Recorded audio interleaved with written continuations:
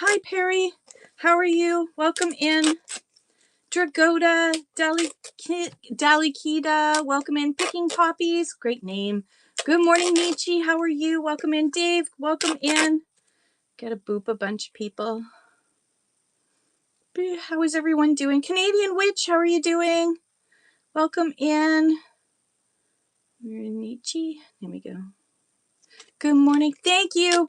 I actually I haven't been selling in this room. This is downstairs selling room number 2. I've overwhelmed the other sales room because of all the when I finished doing a show. Oh, I'm so tired that all the boxes of stuff that didn't sell just kind of sit there, and then I do the next show. And so it's a little bit overwhelming in there. So yay, awesome. It's a little bit overwhelming in there. So I have switched to this room for today, which was also a slightly overwhelming room, but easier to clean up a bit. So I'm still surrounded by things, but there's a little bit more room here. Thank you, Perry. Yeah, but hey, I've started on ADHD medication, so maybe I'll get better with all this chaos. 53 years of chaos. Okay, this is not good. Every time I touch this table, sorry, I have you on a different table, so I'm going to have to remember to try and not touch the table very much because it's making it all shake. Oh well. Well, I'll just have to live with it. It's going to drive me nuts, maybe more than you. I hope more than you. So maybe, oh, I know what I'll do. Hang on. Sorry, we're just going to move you on over here. And then we're going to take this over here. There we go. That's better. Okay. And then we're going to, look, I found my iPad that I couldn't find. It was in the couch. It was in the couch. I was like, I have an iPad somewhere. Where is it? I don't know. Can't find it. Oh, well. Found it. I also found 4 pairs of glasses that are also down here. But, it's a normal day. It's a normal day in my life. Okay, so, right, we're going to move this over here. And we're going to move the water there. And we're going to move the pens and the pencils and everything here so that I don't shake the table so much. All right, I'm going to aim you guys this way. Oh, there, that works, sort of. Okay. All right. Okay, there, that's better. I'm going to try not to touch the table. It is a good day when I find a whole bunch of things that we're just in the, oh God. Let me just adjust this so I can see this better. Grams, ounces, ounces. That's all it does. Okay. Let's just get started, shall we? Welcome in, everybody. Thanks for joining. We are going to be unboxing more stuff from my collection here. So, oh no. Ooh. Good morning, Leah. How are you? I found my iPad. I'm in a different room. Hopefully, I'm right beside the Wi-Fi extension too, so it should be a much better signal. So we're just gonna get going. I'm gonna start with some ephemera. Oh yeah, it's March break. Happy March break. Okay, there was a reason I probably had that higher. Hang on. Slightly better, not for parents. I remember those days. I really loved March break because I'd spend extra time with Maddie. She would usually come with me to work if I had her for March break. She went back and forth between the two parents, usually to me. Okay. All right. We've got some ephemera that we're going to start with. And I got to make sure I've got my baggies ready so I don't slow down the process.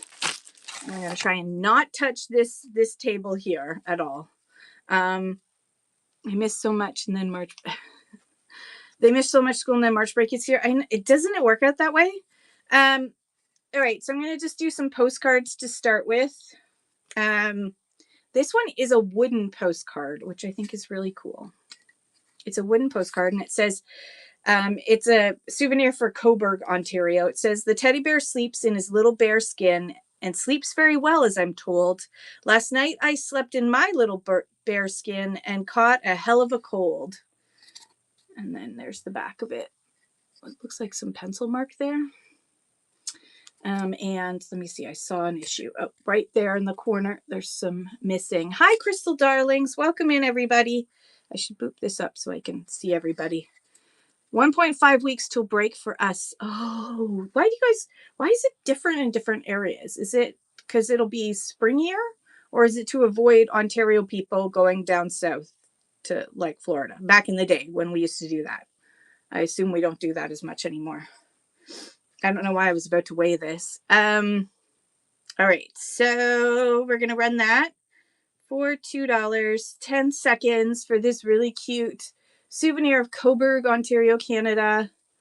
The big, this right here. This Whatnot logo out of buttons was made by my friend Kylie, Afternoon Archives. She made it as part of a, was she doing it as part of a raid train? It was either she was part of a raid train or she used to do these art with friends. And she would make stuff. And so I bought 2 of her pieces that were made out, and that's the logo. It's cute, isn't it? It's really cute. Okay, next one. What else do we have here? All right, I'm going to run these for $1 instead. Oh, let's change that for a second. You know what? I'm going to do it the easy way. Can I do it this way? I think so. Hang on. Sorry. Please hold. Someone will be with you shortly. Oh, come on. Where the heck is ephemera? Ephemera is missing. There we go. Okay, come on. Whatnot be whatnot today. Have you noticed? Postcard. Okay. Shipping profile. Select and starting bid. $1 here. Okay, there we go. Mr. Beast broke Whatnot. Good morning, Soulless. Good morning, Bead Kind DIY. It is really pretty. I should probably aim that way more. There we go. Okay, let's see here. Where did I put it? Where did it go? Now I've lost it. Oh, there it is. Pin. All right. So I have this one postcard here. It is Orange Blossoms, distributed by R.E. Simpson, Miami, Florida. Really pretty linen postcard with orange blossoms on it. I will run that now for 10 seconds. And welcome in, everybody. We're doing ephemera and books. So I'm starting with some ephemera just because lightweight things break your shipping. And then we will be running other stuff. Okay, what's this? Ooh, birthday greetings. This one's really pretty. This one's embossed. Can you see that? Birthday greetings. It just says to Mr. Clarence Toffel. It is written in where's this is printed in Germany. Ooh, it's so pretty. I love the daisies on this one. I'm partial to daisies. Welcome in, everybody. Thank you for joining.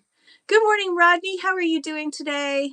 Welcome in, Samantha and Elwall and Kelsey.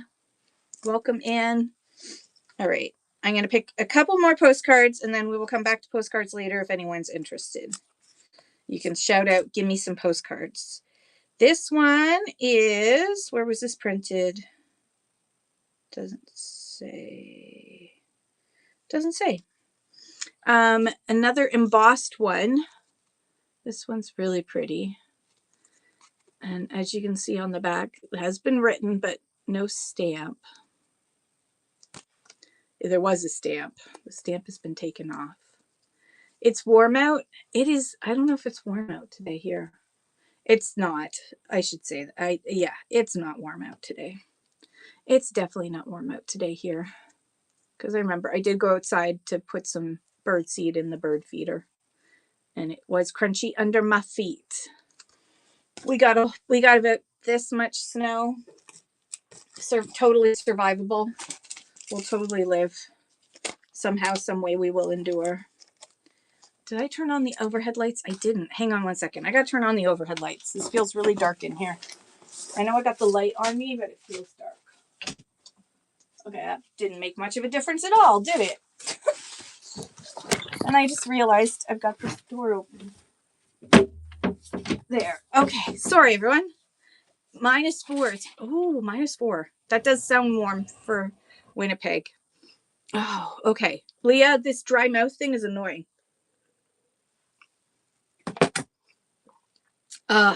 If you know, you know. All right, back to some. We're gonna go back. We're gonna start doing some more unboxing. Let's go back to unboxing. All right, I have some ephemera here.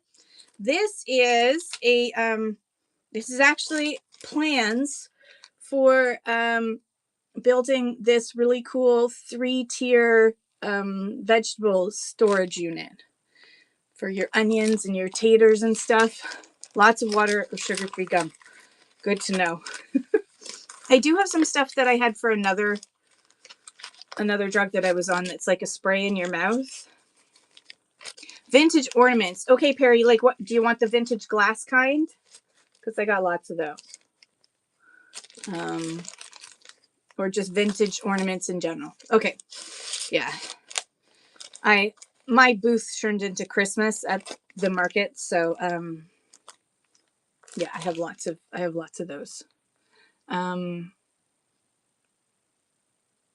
Yeah, I'm finding it annoying, maybe because I'm talking so much. Maybe if I wasn't talking, maybe if I shut up. So these storage bins, it's the plans. The plans are inside for them making this cute little storage bin. I will run that for $2 hairs starting now. It's actually pretty cool. If only my husband was good at this sort of thing. But he's not. He's not a carpenter. He is definitely a lineman, not a carpenter. All right, I'm going to put that down in here. Ooh. Women's Day 1974. June 1974 Women's Day. I need to put this into medium. Yeah, I know. I can never shut up anyways. I guess I'm quiet when I'm alone. I don't talk to myself. I talk to the dogs. Does that count? The back's got this really cute Colgate ad. Women's Day 1974. Let's just flip through and see some of the images inside. You talk to your cats? I think they need to be talked to. And what's the point of having a pet if you're not going to interact with it? All right. Oh, this one's cute. All right. Does have a little earmark there. Smells all right. And right here, Perion says, I talk to myself when I need expert advice.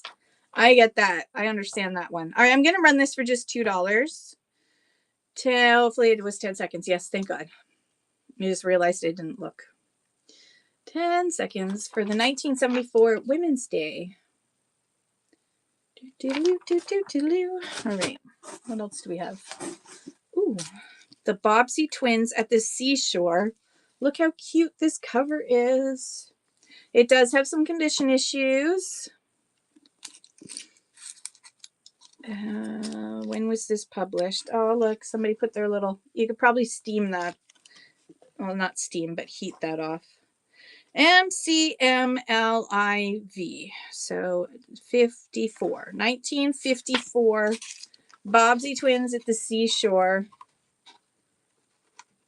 1954.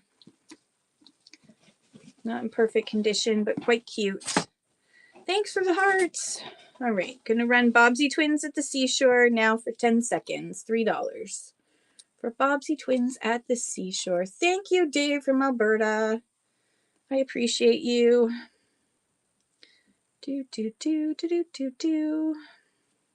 Great, thank you for looking at that one. What else do we have in here? More magazines. All right, I will skip the magazines for now. I'll come back to them. We got kids books. We got lots of kids books. So this is a kids book section. We have Porcupine's Pajama Party, an I Can Read book. So cute.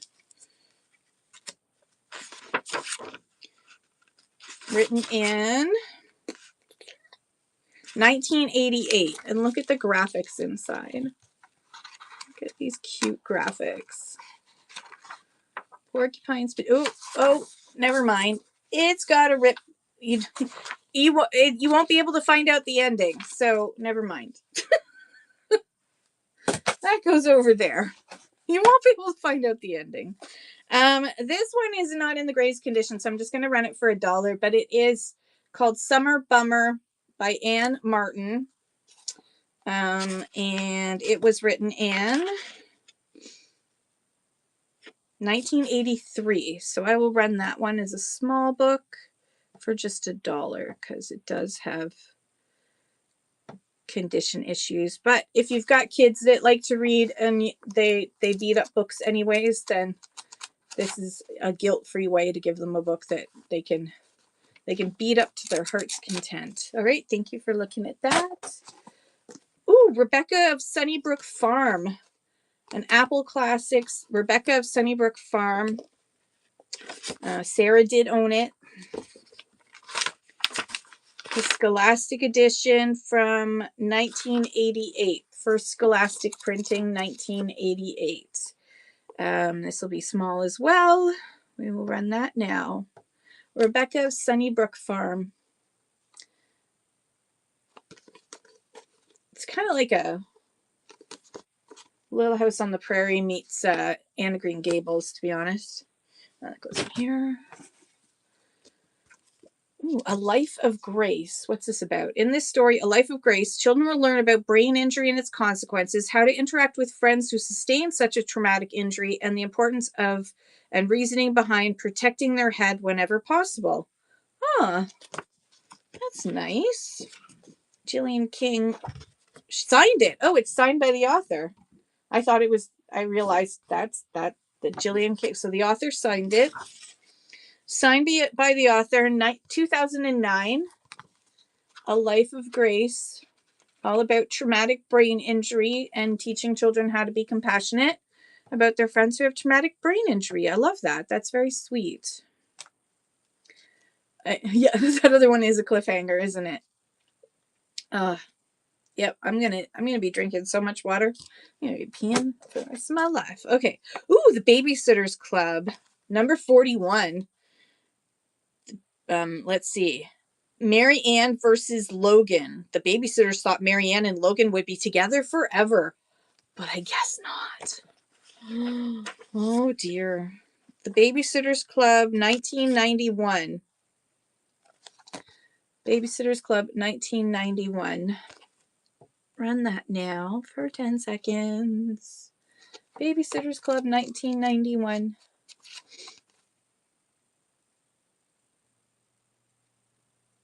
All right. Okay. Should I skip the kids' books for a bit and go to some of the other books? Yes, I think so. I think we should. Let's skip over for a sec. Hang on. I'm going to move this over out of the way for a second. All right. I grabbed a whole bunch of books from the bookshelf that's outside of the other room. So I just grabbed at random. The bookshelf is not well organized, so grabbing at random is pretty easy. Rodney, thank you so much for the tip. Everyone, please follow Rodney's store. Thank you so much. You're so sweet. Thank you. This is Edward Lear's nonsense book, part of the Companion Library of Classics. Famous funny verses and stories that will delight children of all ages with the author's original illustrations.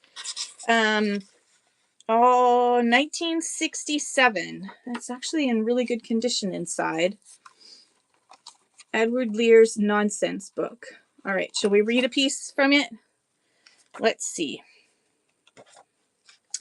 All right, we're going to read Mr. and Mrs. Spiky Sparrow. Hang on. Oh, I forgot to weigh it. Okay, yeah. It's going to go in medium. Medium. All right. Let's read Mr. and Mrs. Spiky Sparrow. Okay. In a little piece of wood, Mr. Spiky Sparrow stood. Mrs. Sparrow sat close by, making an insect pie for her little children 5 in the nest and all alive. That's good. Singing with a cheerful smile to amuse them all the while. Twicky, wicky, wicky, wee, wicky, bicky, twicky, tee, spicky, bicky, bee. Yeah. Okay. Twicky, wicky, bicky, wee, bidoo, bidoo. Foxing. This has foxing. But what is it, Kim? A third round of tales selected by H.A. Treble, Oxford University Press. First published in 1930, reprinted in 1932. So there's The Legend of Sleepy Hollow is in here. The Prisoner of the Caucasus. The Centurion's Escape. The Blue Cross. There's a whole bunch of short stories in here. There's quite a few. Hang on.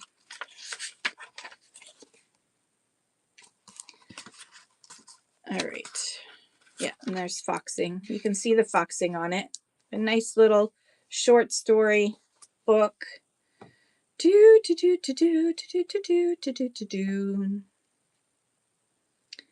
10 seconds running now. 10 seconds for the short story book from 1932. Actually, kind of want to read these now. Oh, there it is. 1932. A classical mythology in song and story, part 2, 1939. King McKechnie. Good illustrations. Okay, ooh, look at that.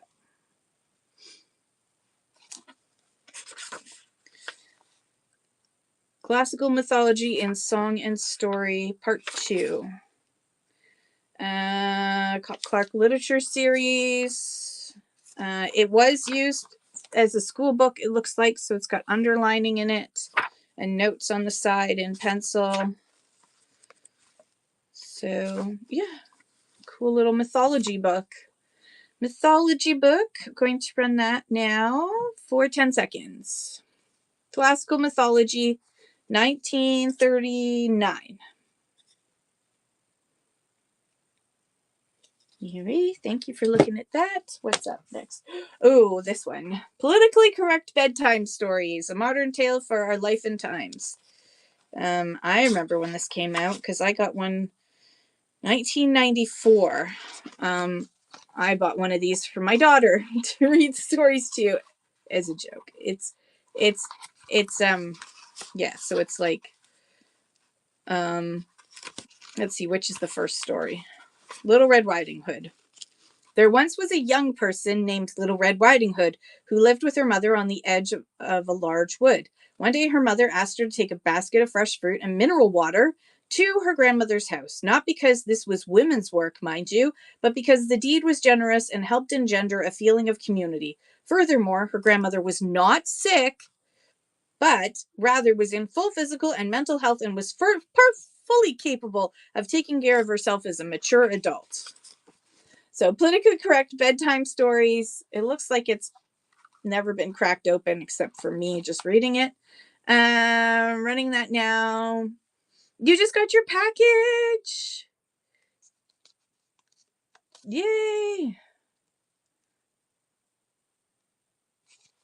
You're going to have fun unloading that all. Dragoda, you got a lot of stuff. Take your time.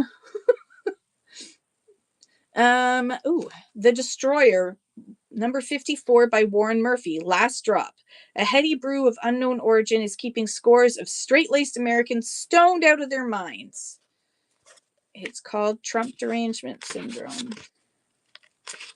1983. 1983 Pulp Fiction.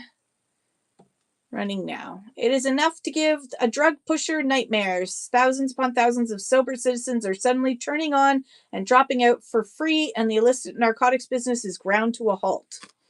Okay. Ooh, here's another one. The Destroyer, Death Therapy. Remo Williams, the human superweapon, is trapped in a Washington maze of spies, sex, and psychiatry. Spies, Sex, and Psychiatry. Okay, 1972. All right, 1972, Pulp Fiction, The Destroyer. No,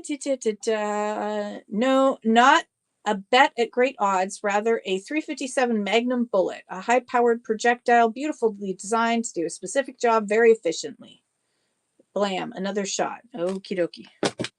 All right, what else do we have in here? Margaret Lawrence. Ooh, The Fire Dwellers. Margaret Lawrence, The Fire Dwellers.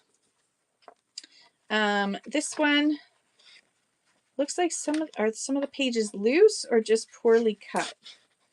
Loose. We have some loosey pages here. So I'm just going to skip that one. The pages are loose. I don't want to sell you something that might have a missing page because then you won't get the full story. This one is The Diviners. This was actually a Queen's University Faculty of Education library discard. 1979 printing, it looks like. 1979 printing of The Diviners by Margaret Lawrence. Let me just double check the weight because this does feel heavy. It's fine. Small, running now. The Diviners by Margaret Lawrence. 1979, I think I said. I believe so. All right. Margaret Lawrence, The Fire Dwellers. This is an older one. This looks like 1960s. Bought at Trent University. Look how much they would charge you. I remember I felt like I spent more money on books than I did on tuition back in the day. 1973, this was printed. 1973, The Fire Dwellers. Margaret Lawrence. I'm going to assume this is in small as well. Running now. Margaret Lawrence, The Fire Dwellers. Hi, Michelle. How are you? All right. Another Margaret Lawrence. A Jest of God. There is some damage here. Margaret Lawrence, A Jest of God. Oh, this one's been chewed, pre-chewed. Okay, I'll run it for $1. 1974, this was printed. 1974, Margaret Lawrence, A Jest of God, pre-chewed. So you don't have to do the chewing. It's already been done for you. It's not a puppy training book. So I don't know why it was chewed. This Margaret Lawrence, The Stone Angel. Okay, we got a lot of Margaret Lawrence going on today. Margaret Lawrence, The Stone Angel is running now. These are great Canadian books, by the way. I think I had to read almost all of these in university. Ooh, Anna and the King of Siam. This is Oscar Rogers and Hammerstein did The King and I, which became a movie. This is the book when the movie came out, a best-selling book, a record-breaking musical play, a magnificent motion picture. Anna and the King of Siam, The King and I. This was published in 1956, it looks like. Yep, 1956, The King and I. And I will run that now. 1956, The King and I.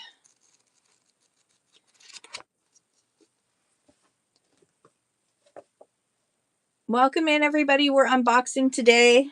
So you never know what I'm going to pull up next. I don't know what I'm going to pull up next. All right. This does have some, it looks like dirt along here. Yeah, I think it is. Great. Now I've got it under my nails. Third-party movements in the United States. All right. This is property of Adam Scott Collegiate. So library discard. This was published in 1962. Yeah. Lots of notes in it. The school library. Ooh, I love it. Look at that.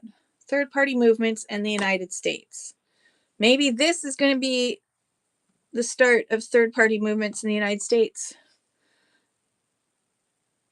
You never know. Hey, Canadian Brick Cafe, how are you? Welcome in. All right, next up, we've got, what's next? Ooh, it's Pooh, Winnie the Pooh, A.A. Milne. There's some water damage here. Now we are 6.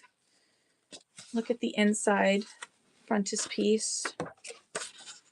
Look how sweet the illustrations are. Now we were 6. Copyright 1927. This was printed in 1961. Now we are 6. Winnie the Pooh. You went full Irish last night with some friends? Are you feeling okay? Are you all right? I haven't done that in so long. I haven't had a drink since 2011, so hopefully you had a drink for me. You probably had a few drinks, so.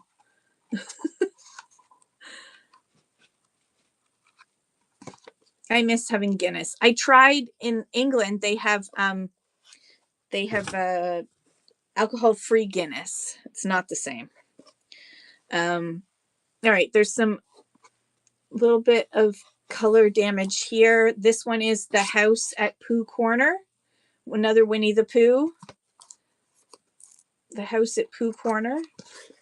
Let me double check the weight on this. We are good still. Look how cute these illustrations are inside here. The house at Pooh Corner.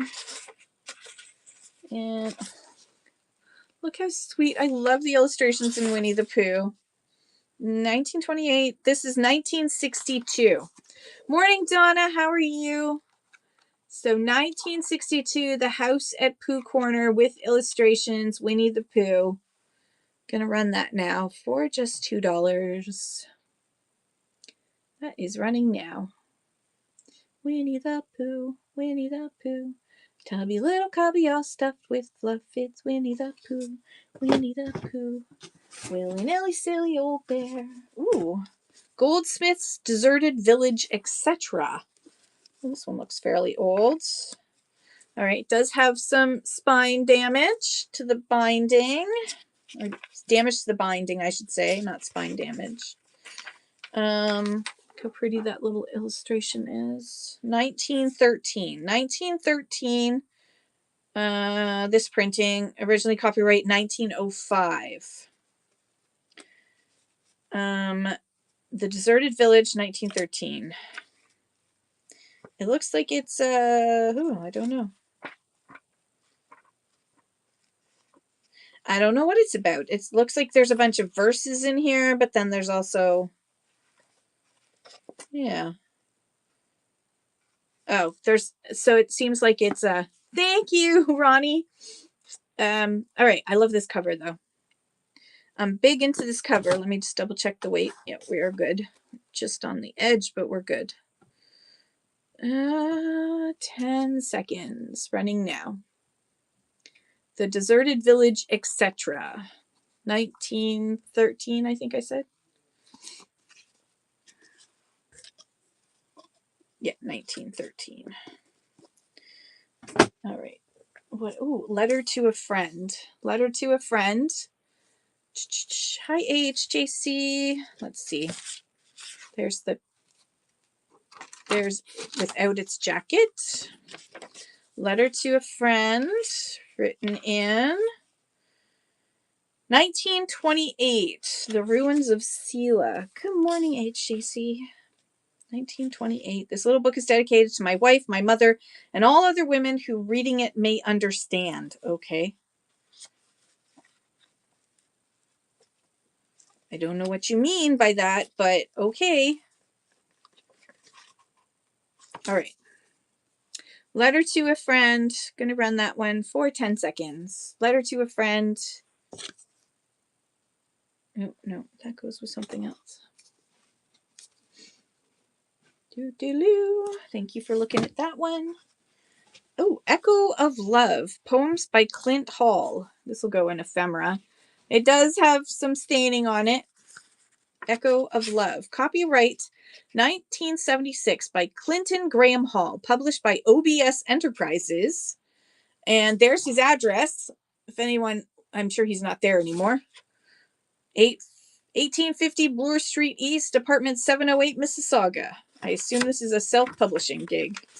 It looks self-published. Ooh, it's a whole bunch of poems. It's very 1970s. Look at these 1970s poems. This reminds me of the poem books we had published in school. Like we'd have to write a poem and then they'd put it into something like this. I had one of those type of schools. All right, let's see. I want to do that one that's like, there it is. January 1st, to a loved one. May health and happiness follow you spring, summer, fall, and winter too. Luck be with the whole year through. God be near in all you do. Okay, that's not bad. Not exactly Maya Angelou, but you know. Oh, this one's kind of sad. Sorry. Hi, Kay. Next time I won't fall so hard. I'll use my head and not get scarred. I'll think of you, not all the time, but only when I feel inclined. I'll soothe your brow when you are sick, open doors for you right quick, cook your meals when you are tired, pay your bills if you get fired, kiss you morn and night, seal your door from outside fright, take you out once in a while, keep your record in my file, sweep you on a weekend trip, dance with you and really flip, wave to you from high above, send you off with all my love, put the sunshine in your day, mind your sleep when down you lay. The next time I won't fall so hard unless I pick the same sweet card. Aw, this is so sweet. It's a little love poem. That's so sweet. Pin. All right, I'm going to run this for $1 if someone would like to read. Clint Hall from apartment 708 of 1850 Bloor Street East in Mississauga is where he lived. And you could maybe if he's still there, you can say hi. No. Okay, what else do we have in here? Ooh. Let's see what else. I can't read what that says. I can't read what it says, so we're going. It's okay, lots of like written, and somebody stole some of the paper. Scenery of the plains, mountains, and mines, a diary kept upon the overland route to California. Oh, this one. This is not going to go for cheap, folks, because this one is very, very cool. Okay, so this one is a diary by Franklin Langworthy from the years 1850 to 1853. It was published in 1855. He took the overland route to California and then came around the Pacific Ocean and then through Central America, through Nicaragua, and then back along to the Atlantic coast of the United States. And it does have water damage and everything. It's not in perfect condition. However, inside here, there's tons of foxing. Inside here, he talks about what he saw on the journey, the overland route that like the stagecoaches took. And there's a part in here he talks extensively about what happened when they got to Utah and what it was like in Utah, because the Mormons had basically declared themselves their own nation, and there was a lot of corruption that was going on, and a lot of issues. He talks about that. He talks about what it was like in Nicaragua and Central America, where the gold rush. This is the early days of the gold rush. So this is his diary of his overland route from the east coast of the United States to California, and then down the Pacific Ocean to Central America, and then through Nicaragua, etc., to the Caribbean Sea, and then back on a boat up. Fascinating. So let me just weigh this. I think it's medium. I'm going to run this for 10. I can't. It is actually very cool. It's a very cool read. I did read some of it a while ago, and I was fascinated by it. So 1855, this was published. I'm going to run this for $10 for 10 seconds. It has got, yay. Oh, I'm so glad that came quick. I'm glad it came so quick. Once Upon a Vintage. Thank you for letting me know. All right. This one's very cool. I got to read it again because I was fascinated by what he had to say, especially about like a lot of, I didn't know what was going on in Utah. I didn't know. And then I read his diary and I was like, holy cow. And then so I looked for other sources to confirm. And I was like, wow, I had no idea. So I can feel a little bit. Yep, right there. There's some of the plastic coming off. This is Jean Craig in New York. Look how cute these colors are. I love this. So Jean Craig, this is 1948, Jean Craig in New York City. And I will run that one for $3. 1948. This is basically a girl's book. Jean Craig makes her way to the big city of New York by Kay Littleton. Thank you, Vanessa. This is such a great piece. Thank you, Vanessa. All right. Thank you. That's such an awesome book. It's so pretty, isn't it? And you unlocked egg. Woohoo! Congratulations. You have coupons. Coupons galore. All right. 1936, this one. Now, the part of the jacket is still there. This is Penny Nichols and the Black Imp. This is Penny Nichols was your was kind of like Nancy Drew. Penny Nichols, and this is 1936. Are there any pictures of it? There's some more pieces of the. Unfortunately, the jacket is in bits, but I will send it because it's kind of neat to see the illustrations. I don't see any other images. I'm very disappointed. Wait, is there one? No images inside. All right. So Penny Nichols and the Black Imp from 1936. There it is. And this is the type of character you're going to see in there. There she is, Penny Nichols. Penny Nichols and the Black Imp. Going to run that now. Running now. Penny Nichols, 1936. I love the cover. I think the cover would look cool on a shelf all by itself. There she is. Penny Nichols. Thank you for looking at her. Good old Penny. What else we have? Ooh, magic casements. Magic casements. What is this one about? The four-way test. 19 rotary. Okay, so the four-way test is inside. You can see that there's damage to the binding. Oh, look at that. Pauline and Rose. Oh, that's sweet. I'm glad Pauline and Rose were able to declare their love. Oh, wait, where did Pauline say here? Oh, no, Pauline and Alan Kay. Pauline was got around. Pauline and Rose, Pauline and oh no, it's Ron. It's not Rose. I was getting all excited. It's Ron. Ron Austin. She wrote his full name there, so you know. This is 1957.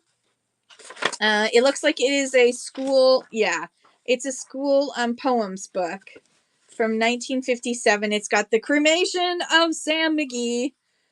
I'm old enough that I read that in school.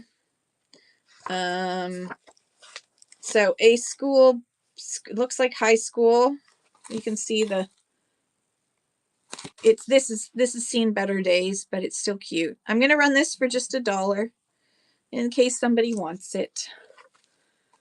Poetry Galore, 1957. And you get to know all about Pauline's different crushes, like Ron, who I thought it said Rose, because I can't read, obviously. Okay. Ooh, the Hardy Boys. The Hardy Boys, looks like a newer one. Hunting for Hidden Gold, number 5. I read all the Nancy Drews, all the Hardy Boys. My library was a very small little community library. 2002 printing. 2002 printing of the Hardy Boys. It hasn't even, look at that. It hasn't even been cracked open yet. Let me just double check the weight. I can put this one in small. It's light enough. Boop. And running that now. 2002 reprint of the Hardy Boys, Hunting for Hidden Gold.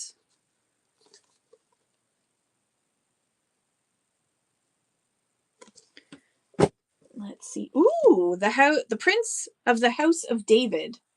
I love this cover. This cover is very cool. A little bit of the spine is starting to come loose right there. Let's look inside. This was an Ottawa Public Library discard. Look at how cool that is. A fine of 2 cents a day shall be paid for each book kept overdue. Ooh. Oh, the Carnegie Library of Ottawa. And this was presented to the library by Mrs. Vivian Burian. She donated it. Look at this cool. Obviously, this is a Christian book. The Prince of the House of David, or 3 Years in the Holy City, printed in Great Britain. It doesn't say a date of when it was printed.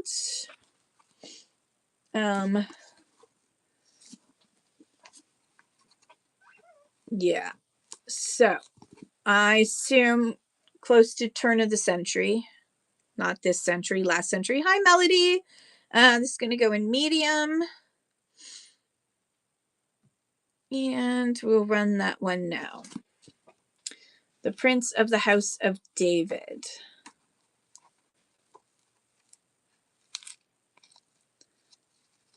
That's a really pretty picture there. All right, what else is in here? What else? I'm just going to grab a handful. The Black Tulip by Alexander Dumas. Good morning, Angela. Melody, how are you doing today? Manufactured in Great Britain. The Black Tulip by Alexander Dumas.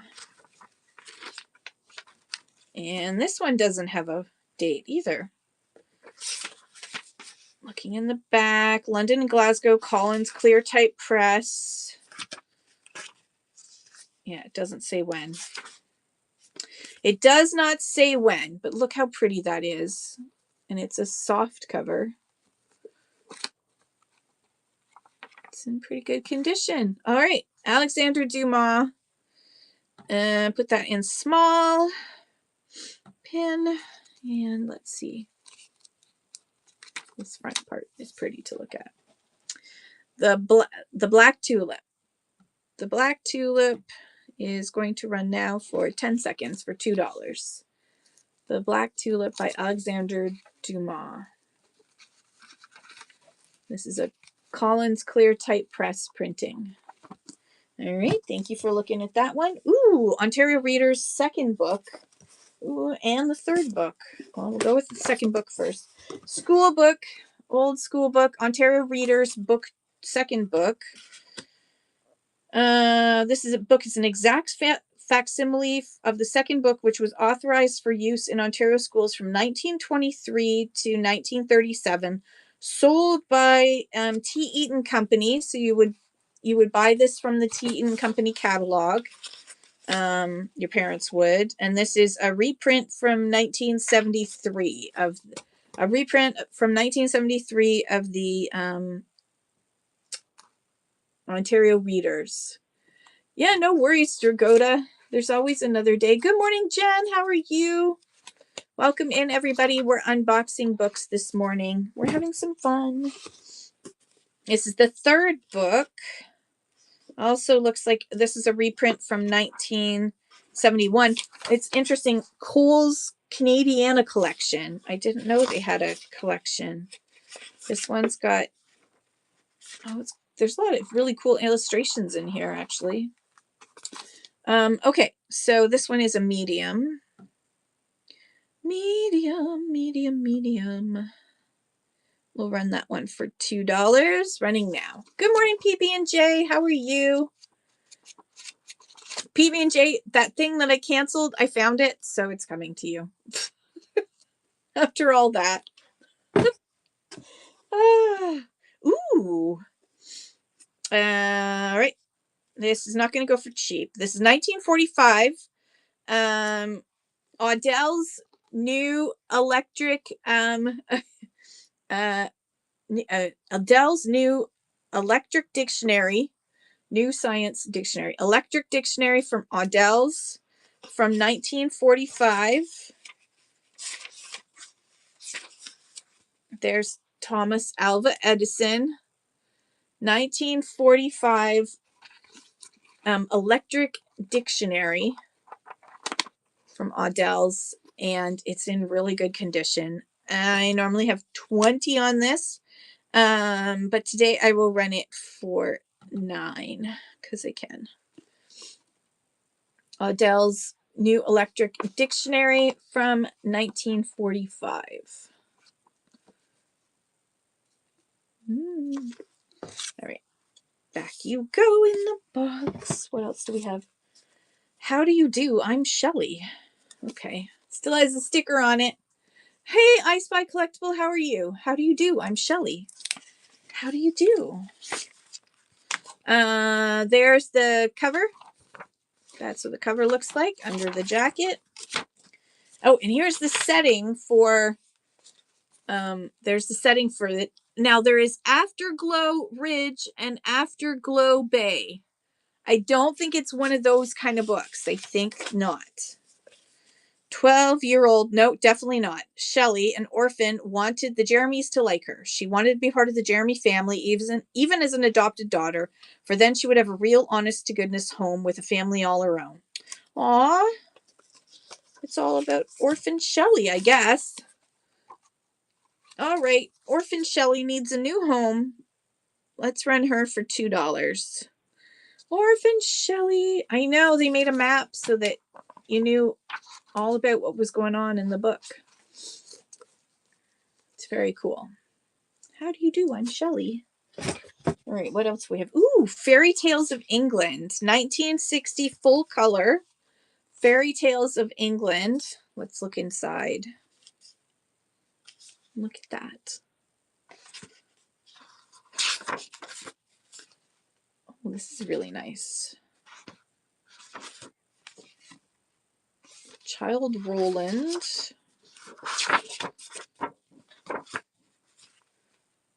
These are some very cute illustrations in here. Oh, I love these illustrations. They're so pretty. All right, let me check the weight on this. Oh, small. And it's got like a linen finish to it. It's got that linen-esque finish. All right, small book running now. Oops, running for 10 seconds for $2 for Fairy Tales of England. I know, isn't it pretty? Fairy Tales of England. Look how these illustrations are so colorful. I love it. 1960. Good old 60s. Gotta love the 60s. Okay. Let's see what else we have in this box. We're getting through the box. Ooh, Bible Gems. Okay, this is another not going to run for low. This is a Bible Gems birthday text book. So this is not for texting. This is a birthday text. So this is with interleaved memoranda. There's writing inside in pencil mostly. This was gifted in 1884. So it's probably circa 1883, 1884, since it was gifted in, I think that said January 14th, 1884. So probably in 1883 by Guildford. Now I'll just show you. So there's a little Bible verse for each day, and then you would write your friends' birthdays. Now she only wrote in a few spots. She didn't use it very much, so I can't even find it. So someone yell out a birthday so I can read you your verse. Oh, there you go. October 14th was Alice's birthday. So we'll read Alice's. October 14th. Suffer the little children to come unto me and forbid them not, for of such is the kingdom of God. Mark 10:14. Loving shepherd ever near, teach thy lambs thy voice to hear. Suffer not their steps to stray from the straight and narrow way. Isn't it so sweet? Look at it. It is just absolutely gorgeous, that embossing. So 1883.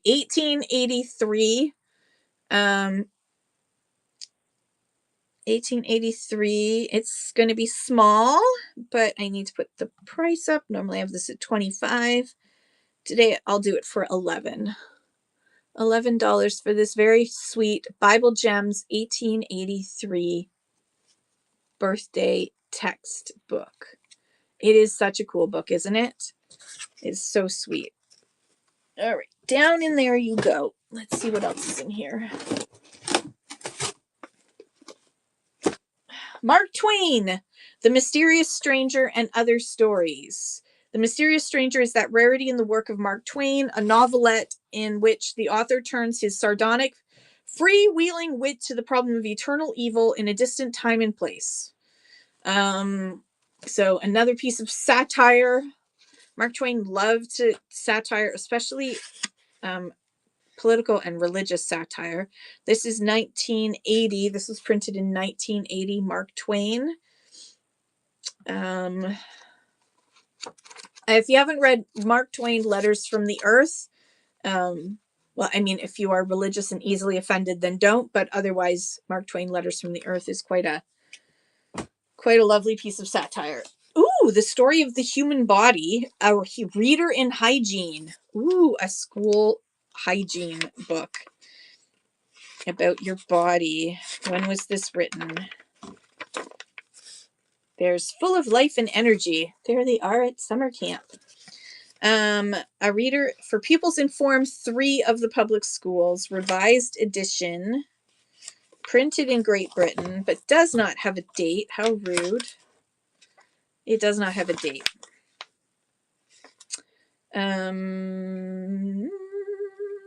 Yeah, it does not have a date. Let's see.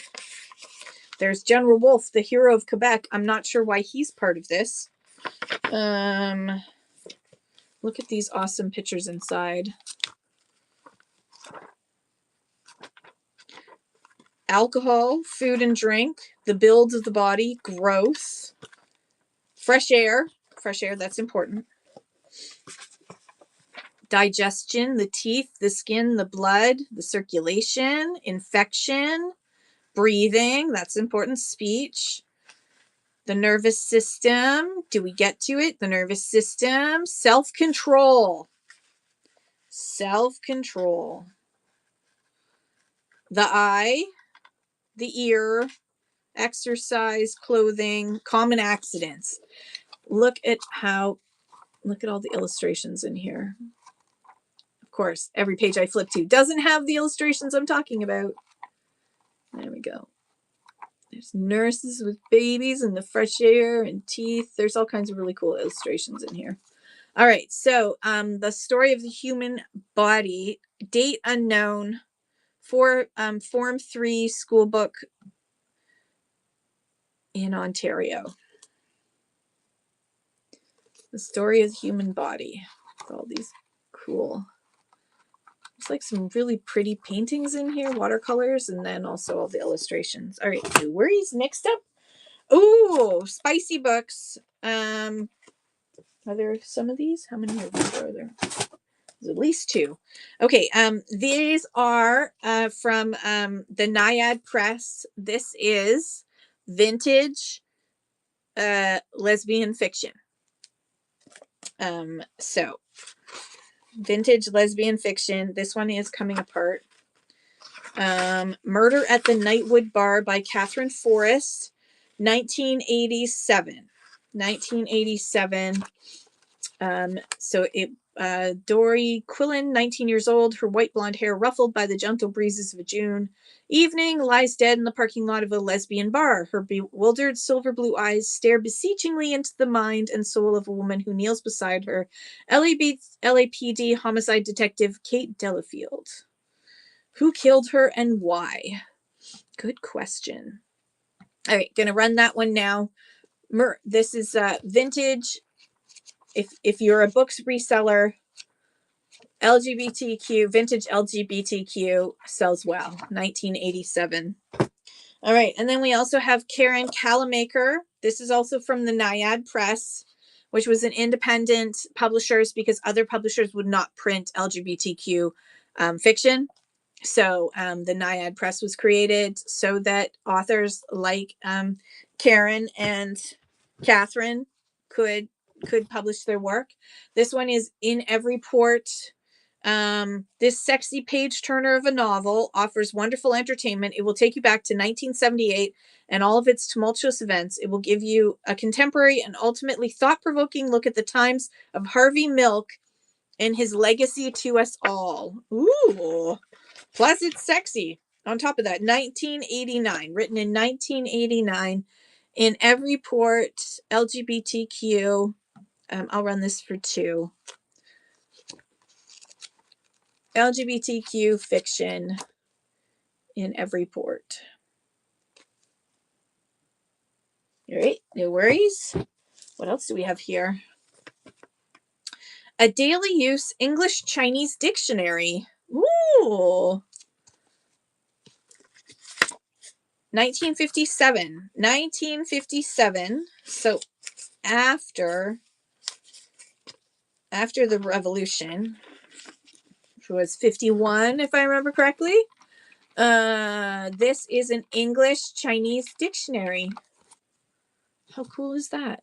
From 1957. Let me just double check the weight of this. Sorry, what Dragoda? I only caught half of that. It says tomorrow you. Hey, Chicken Ice Cream. Hello, welcome in everybody. We're unboxing today. We're having some fun checking out books as I unbox them. Hello. How are you doing, Chicken Ice Cream? English Chinese Dictionary from 1957. Let's see. What else do we have in here? Ooh.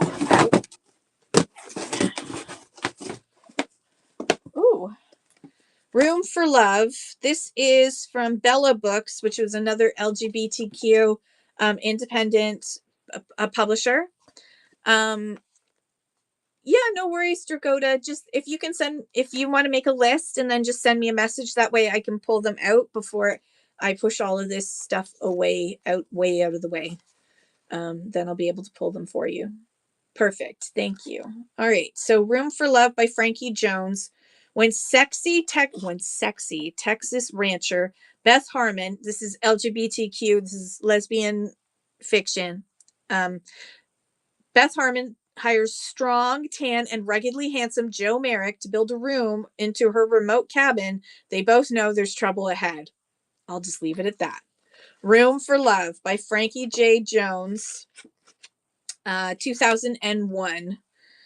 I'll run this for just $2.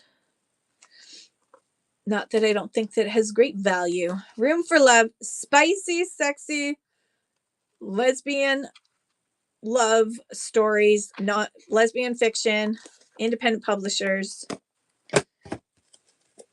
Olive Oil and White Bread. Here's another one. This is Bywater Books. What happens to lovers after the happily ever after moment? What does romance turn into when the hands of time keep turning? Olive Oil and White Bread is a novel that dares to answer these questions. So Dragoda, if you wouldn't mind, if you can send me a DM afterwards, just after the show, and then I'll be able to pull those for you. Because I promise, we don't see the chat afterwards. We can only see the video, and I won't know which minute to fast forward to, but we can't see the chat, unfortunately. No, thank you so much. All right, there we go. Olive Oil and White Bread. This is another LGBTQ fiction, romance fiction. And we have another one, Peggy Herring, Calm Before the Storm. Bella. This was printed by Bella Books. This is another LGBTQ romance fiction. I love the fact that they still that authors were able to find other publishers so that they could still get their work out. Prophet, a novel by Frank E. Peretti. I don't know anything about this. You will know the truth, and the truth will set you free. Once again, master storyteller Frank Peretti has woven a prophetic tale for our times. Prophet carries all the hallmarks of Frank's blockbusting fiction. Plenty of the edge of the seat action, nail-biting suspense, breakneck pacing, and blow you out of the water spiritual impact. Okay. Blow you out of the water spiritual impact, everybody. You've been warned. In case you were, this is the note from the author. In case you were wondering, this novel is a creative work of fiction imparting spiritual truth in a symbolic nature, not an emphatic statement of religious doctrine. As usual, while I am dealing with real ideas, I'm not writing about any real persons, places, or institutions. 1992. 1992. Let's do that for $2. The Prophet by Frank E. Peretti.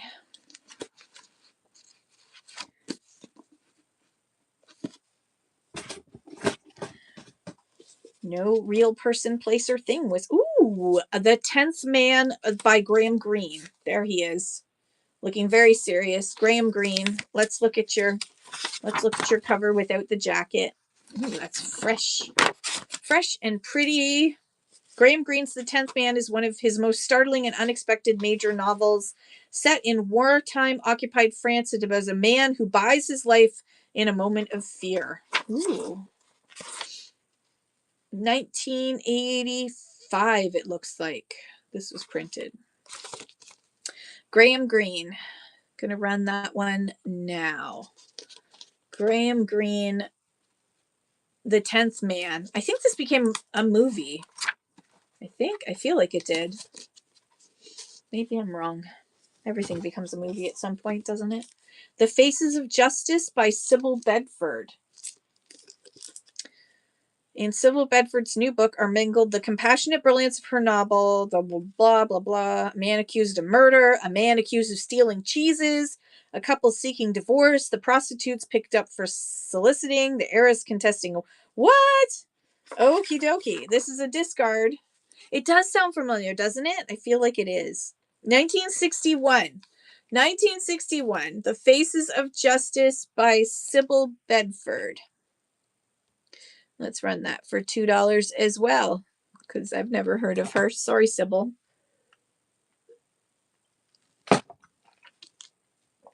Oh, that water is so good. Okay, let's see what else we have here. Ooh, short stories and essays. There's a little bit of foxing all around the edges here. Don't know. Hang on. We're going to do the lick test. It doesn't come off with a lick. I didn't lick the book. 44 cents. This was first published in 1928. This publishing in 1944. This is a school book, it looks like. Short stories and essays. Authorized by the Minister of Education, and it cost a whole 44 cents. We're not going to run it for 44 cents, but this was printed in 1944. And it's a whole bunch of short stories and essays for probably high school, I'm guessing. When I was a kid, I used to love these. Did someone just unlock Egg? Elvery Vintage, you unlocked Egg. Congratulations. You have a whole bunch of coupons up above that you can use up. Old books definitely are interesting. I love old books. I really love old books. All right, just gonna make this flat so I can put a box on top of the box. All right. Ooh, or maybe not. Maybe I can't put a box on top of the box. Let's see what's in here. Okay, I've got some like books and I've got ephemera. So we're going to kind of just go through the whole box. Genuine antique, as opposed to fake. I guess, yeah. Genuine antique furniture. This is a Kohl's book. Ooh, look at that. Genuine antique furniture, published in 1980. And it's all about, I have so many vintage school books. I have a lot of vintage school books. When I was a kid, I used to collect them. I found them fascinating. I would pretend I was in school all the time. Yeah, I was one of those kids. So I would do the assignments and everything. Yeah, I was one of those kids. 1980 antique furniture book, all about antique furniture. This isn't a price guide. This is actually a lesson in antique furniture, written in 1980 with illustrations and information. Running that now for $3 hairs. Antique furniture, 1980.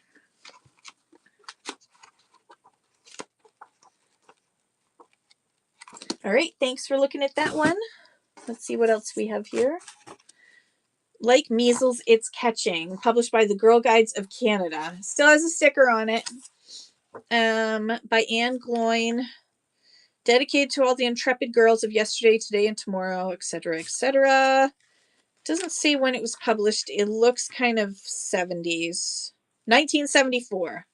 Says in the back, 1974. What is this? Oh. Story of the Silverfish. Yes. 1974 Girl Guides book. Like Measles, It's Catching, and it's all about friendship and girl guides in there. So if you're a girl guide collector, this might be of interest to you. And we will start that for $2. $2 for Like Measles, It's Catching. Your list is building. Thank you, Thrifty60.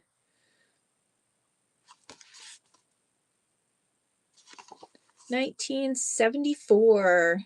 Thank you, Thrifty60. That's coming to you. And you unlocked eggs. You've got coupons. Thrifty60. Thank you, thank you. All right. Let's see what else we have in here. Ooh, this isn't exactly ephemera. So that's not ephemera, Kim. That's not going. All right. I have a little bit of this. I'll grab a handful. I have a whole bunch of. I know the title is crazy, isn't it? I wonder why they did it that way. Let's just see. Okay, all right. So I have a whole bunch of ephemera that's Breweriana ephemera. So I'm just gonna do kind of like a handful of it. This is all. These are all labels for beer. So this is a Magnum 5.5, which I guess was 5.5% alcohol would be my guess. Yeah. Magnum 5.5. So you get a whole pile and then a few of these. That one's kind of beat up, and then a few of these highlight beer labels as well. So you get a whole pile of beer labels that were never used. They're not peeled off. They're never used. Beer labels. Yeah, so people who would work in the brewery would sometimes like grab these, or if they stopped making this particular label, then they would just like go to throw it out and staff would grab it. I have a lot of those, so we won't go through it all. Ooh, piece of candy. I think what I need to do, Rebecca, you just unlocked egg. I need to do a Breweriana show because I have a lot of like that kind of stuff. So I think I need to do more of a targeted marketing towards the Breweriana collectors. Look at this sweet baby picture. Look at this sweet baby. Look how sweet this baby is. And it's a gorgeous cover too. All right. So pin, pin, pin. Yes. All right. Look at this sweet baby picture. Oh my God. I just want to pinch the cheeks. Okay. Gonna run that for $2. Running now. Look at that. Rebecca, you just unlocked egg. Everybody's got egg. The world has egg now. Okay. Where am I going to put this? I'm going to put it behind me. Let's see what others. We have a whole pile of, sorry. Keep forgetting not to touch this. Mary? I think this person is Mary.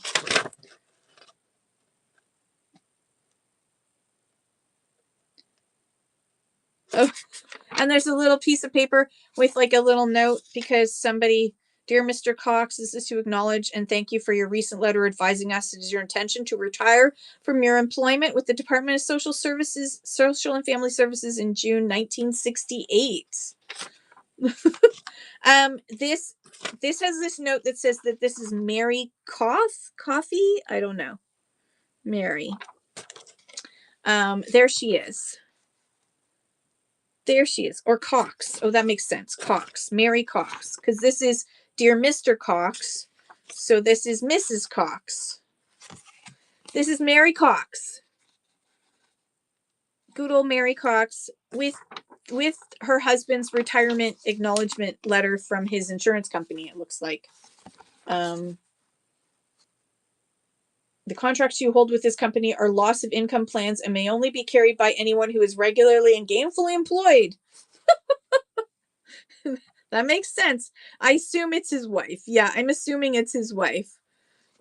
Good old Mary Cox, because he put that in there. That's her. Look at those cute little hair, curls in her hair, rings in her hair.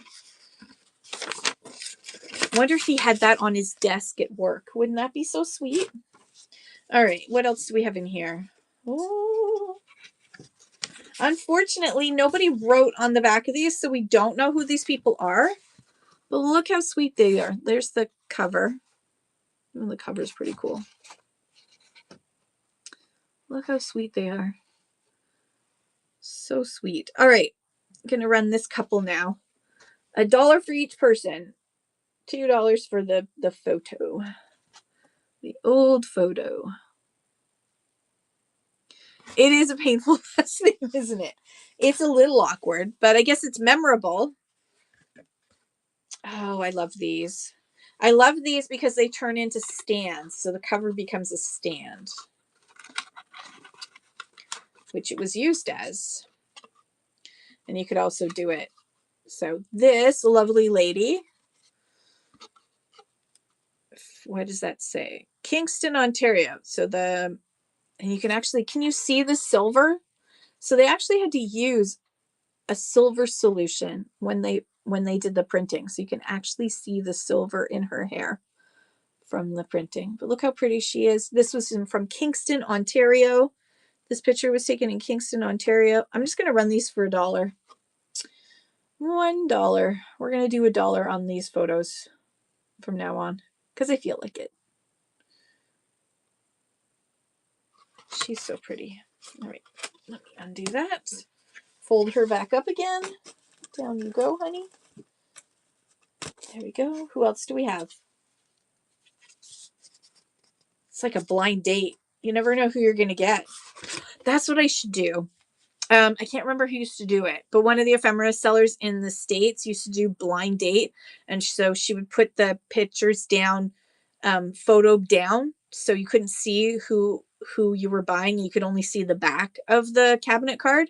And you would buy it based on that. And then she would flip it over and you'd see who your blind date was, which I thought was really cute. Oh, that's very cool. Portrait by A.R. Timothy in Kingston, Ontario. Look how sweet she is. A.R. Timothy, Kingston, Ontario was the photographer. And it says Christmas 1936. Christmas 1936 on the back. Look how sweet that is. 1936.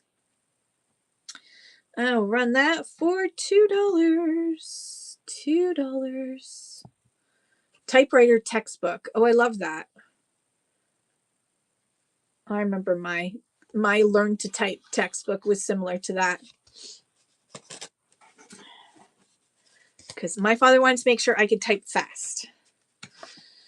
Oh, there's another note. This is Florence and Harvey Boomhauer. Same handwriting as the Cox thing. Oh, and actually, there you go. He used the same piece of paper from the Canadian Health and Accident Assurance Company. Let's just see. I got to move these guys over. They're over slightly.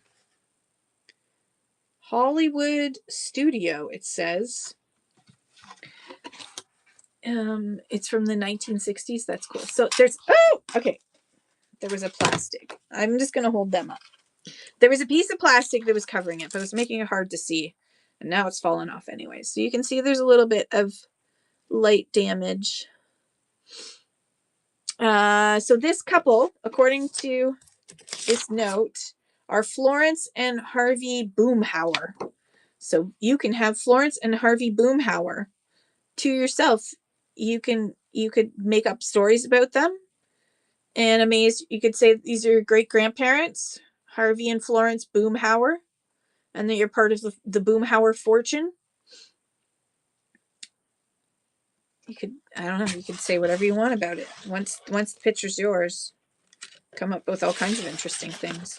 All right, Florence and Harvey, you're going back in your little thing there, and I'll leave your note that says who you are. Let's see. Oh, look at this sweet couple. No note on it. It's just a very sweet couple. Run that one for $1.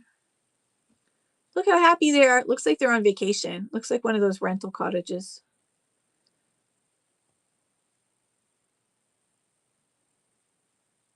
All right. Okay, last one, and then we're done these pictures.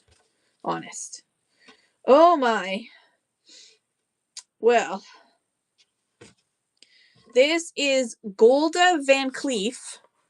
This is Golda Van Cleef, and I think she looks like her name. Golda Van Cleef from March 1946. There you go. Golda Van Cleef.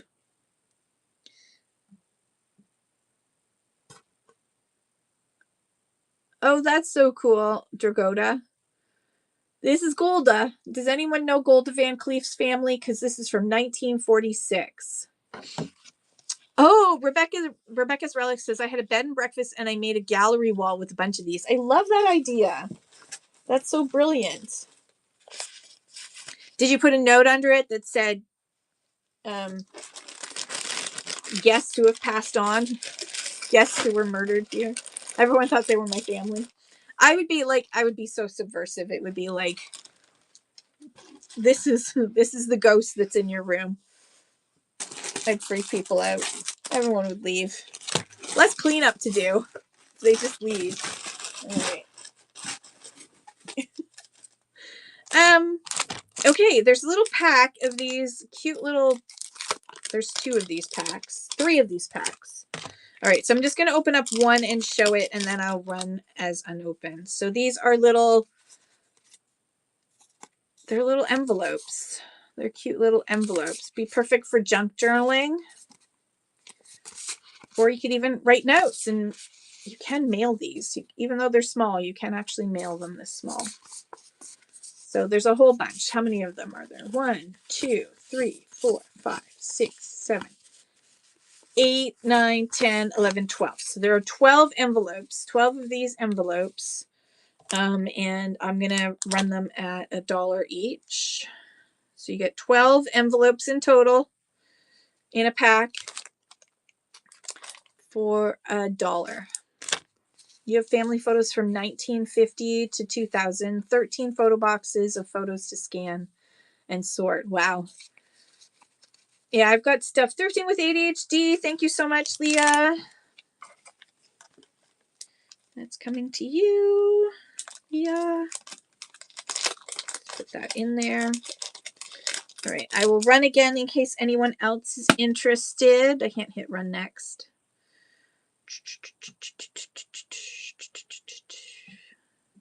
All right, gonna run it again for $1 if anyone else is interested, and a pack of these cute little envelopes.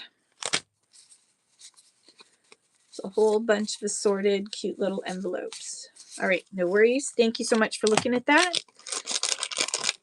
Put those in here. Yeah, we have a family photo album from the 1800s and like late 1800s. They're not original. They're just kind of like made up to look like old envelopes. They're kind of like crafty things. They're little fun crafty things. So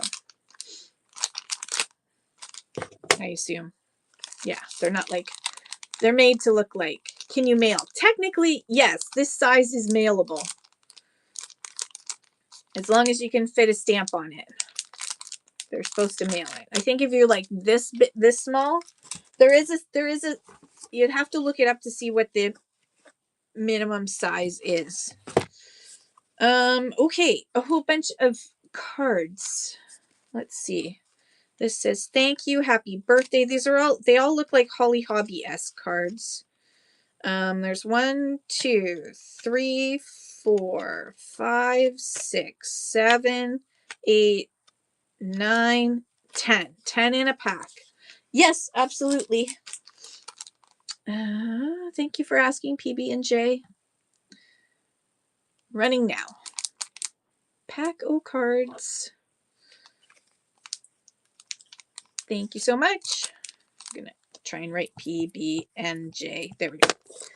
Thank you, PB&J. Thank you, thank you. Put that in there. Okay, so there's a pack of 10 of these cards. I'm going to show you. So they're from Help the Children, Glendale, California. And they're like a mixed pack of these cards with this sort of like Holly Hobby-esque thing. This one's a pack of 10. There's a thank you, a happy birthday, birthday wishes. I don't want to take it apart. Birthday cheer, birthday greetings, thinking of you, thinking of you, thinking of you, get well soon, and a special get well. So this pack right here, I'm going to sell that. Let me just double check the weight. All right, we're still good. I'm going to run that for $2 for a pack of 10 of these cute little vintage cards from Help the Children, Glendale, California. 1984, it says. 1984. Thank you, PB&J. That one's coming to you. PB&J. Slide that in there. Okay, and then there's another pack. This is the same company, The Good Samaritans. This is from The Good Samaritans, 1986. This is a pack of assorted cards. I think I can probably slide these out with safety. Yes, I can. Okay. So we've got this one. This one. Do they have little sayings inside? Oh, they do. Look at that. Little sayings and everything inside. That one. This one. This one. This one. You get the drift. This one. That one. That one. That one. Did I get to the front? Let's see. 1, 2, 3, 4, 5, 6, 7, 8, 9, 10, as well as envelopes. Double check the envelopes. 1, 2, 3, 4, 5, 6, 7, 8, 9, 10. So you get 10 envelopes, 10 assorted cards from 1986, reflections from the Good Samaritans, running for $2 for all 10 of the cards in a pack. 1986. Old stock, basically, with the envelopes. Thank you, PB&J. All right. Kim is going to attempt to slide this in here and fail. Can she do it? Can she do it? This is like a magic trick. There. I did it all by myself. PB&J. Thank you so much. All right. And then the last one. I'm going to pull it out.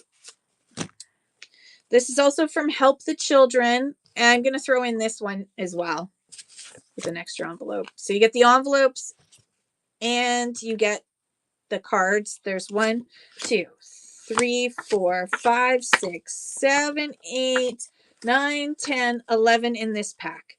These are very sweet from Help the Children.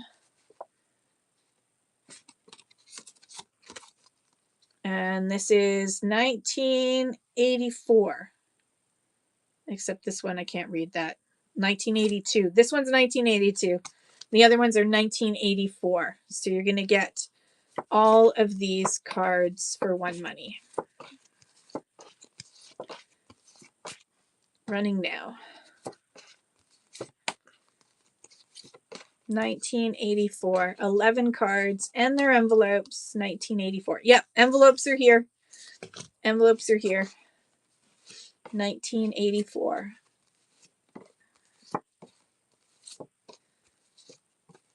Thank you, PB&J. That's coming to you as well. PB&J. Thank you so much. Okay, what else do we have in here? Ooh, okay, back to some books. Back to some books for a second. There we go. All right, we have Singer Home Decorator Guide. It looks like someone accidentally cut it up in spots. They were probably using their rotary cutter or something at the same time. This one is for home decorations. This is how to create. I'm sorry, PB&J. This one is how to create drapery and hems, and this is all drapery, color choosing chart. Why did I almost say cart? And this was Singer Sewing Machine Company. Look at the little ad on the back here. Singer Sewing Machine Company, 1948. 1948. So if you want to learn how to sew your own home furnishings, home decorating items like your own drapes, this one's for you. All right, running now for $2. $2 for the 1948 Singer Home Decorating Guide.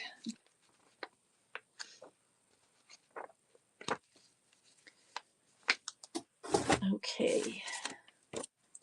Ooh, First Steps in Crochet by Patents. Written in, doesn't want to say. Made and printed in Great Britain, doesn't say. But looks 1960s. So this is a beginner's guide to crochet with the different stitches and some patterns as well. Early, easy patterns for you to do. Yes, a lot of, handmade is coming back, thank God. So we need to stop buying fast fashion is dead, as far as I'm concerned. Should be. All right, what is in here? Ooh, self-tuck buttons. And then there's some pieces. I can't guarantee all the pieces are there. And a size 7, no, Mrs. size 12, bust size 34 pattern with these self-cover buttons as well, because they were in the package, so they go together. All right, I'm going to run that under ephemera for just $1. $1 for the pattern. It has been cut. It has been cut.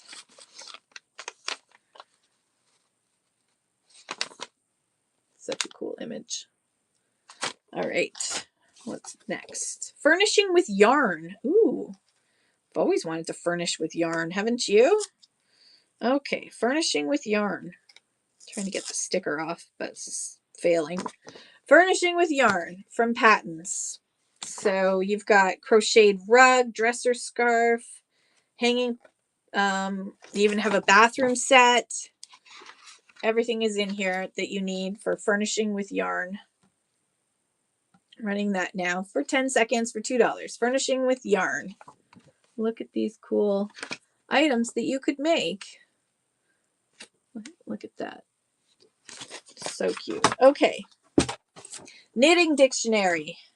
Knitting dictionary from what year? 63? Looks like it's 60s. Printed in France. 1972. Nope. 1972. 1972. 900 stitch patterns.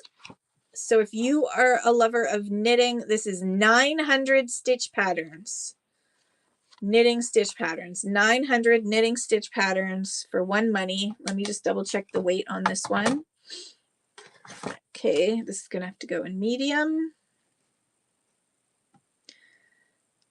900 stitch patterns running now for just $3. 900 knitting stitch patterns. Oh, look at how cool some of these stitch patterns are. I'm a crocheter, so. Ooh, these ones with the color changes are cool too. Thank you, PB&J. That's coming to you.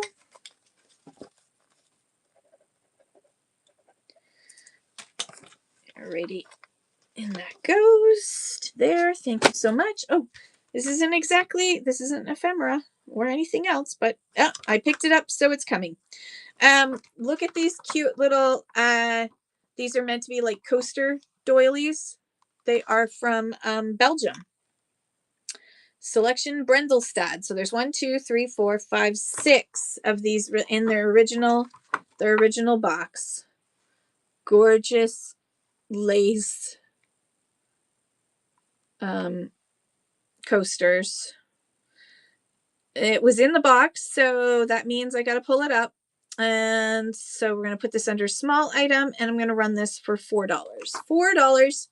Really pretty. It's like it's still in its original box, so you could always just give that to someone. And look how pretty it is. Is that not gorgeous? Yes, exactly. Thank you, PB&J. That's coming to you. PB&J.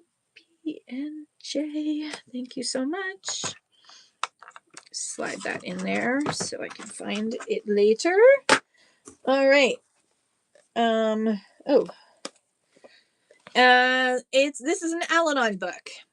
In all our affairs, making crisis work for you. So Al-Anon is the family part of AA or NA. So it is for family and friends of alcoholic. This was printed in 1990. And this book is to help you with dealing with, so for example, shattering the silence. Something was very wrong with my relationship with my father. Or one rainy night, my brother shot himself. Bankruptcy. My son told me he was gay. It is now 2 years since I came home from prison. Yada, yada, yada. Anyways, it's all these practicing principles. There's no situation too difficult to be bettered and no happiness too great to be lessened is basically the gist of this. Making crisis work for you. It's part of the 12 steps of Al-Anon, which is very similar to the 12 steps of AA. I will run that now for 10 seconds for $3. If you know anybody who's in Al-Anon or is someone whose family member or loved one is an alcoholic, then this might be a good book for them. All right, we're going to put that over there. Okay, are we in ephemera? Let's go to ephemera for a second. Back to ephemera for a second. We have some beer coasters. Marston's Indian. This one was used in a Ind Coops. Burton-on-Trent. Burton Ale. There's another one. Again, there's some staining on that. Tetley Bitter and Murphy's Cup Irish Stout. So you get 1, 2, 3, 4 for $1. Otherwise, this is going in my Breweryana box. I need to do a Breweryana show. This one's got cool information about beer engines and such. All right, over there you go. Also in ephemera, what do we have here? Thinking of You, Treasures by Shabby Chic. Cute little, there's how many of these are there? These ones got like little, there's an actual ribbon that's going across there. 1, 2, 3, 4, 5, 6. Now, are they going to fit in this envelope? Are they? Yes. So let's see if I have enough envelope. Sorry, shaking. 1, 2, 3, 4, 5, 6. Yes. So I've got 6 of these Thinking of You cards with envelopes. I will run that now for $2. Thinking of You. They're blank inside. There's the back. Shabby Chic. Thinking of You. That's the name of the company, is Shabby Chic. Treasures by Shabby Chic. All right. Thanks for looking at them. What else? Ooh, Golden Book. Lady and the Tramp. This was my favorite movie when I was a kid. Lady and the Tramp. Golden Book. Jennifer T. owned it. She wrote in pencil, bless her. There was, unfortunately, somebody stapled right there, so you'll need to remove that staple. Why they stapled, I don't know. What year is this? MCMXCVII. So, 1990. 1, 2, 3, 8. 1998. 1998, Lady and the Tramp, Golden Book. Let me put that in small. Where is small? Pin. And running that. 1998, Lady and the Tramp, Golden Book.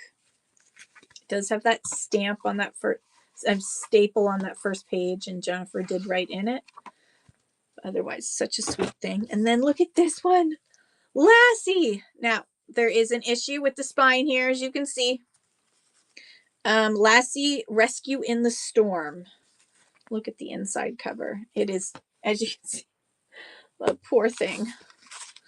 All right, holding it carefully. Look at these images in it, though. Holy cow. MCMLI, so 1951. 1951, Lassie storybook. Cozy Corner series. Lassie storybook. Just see, look how sweet it is. Good news, she came home. Spoiler alert, she always comes home. Spoiler alert is Lassie always comes home. Which is a good thing, because Lassie is a best friend. Look how sweet this is. I love these images.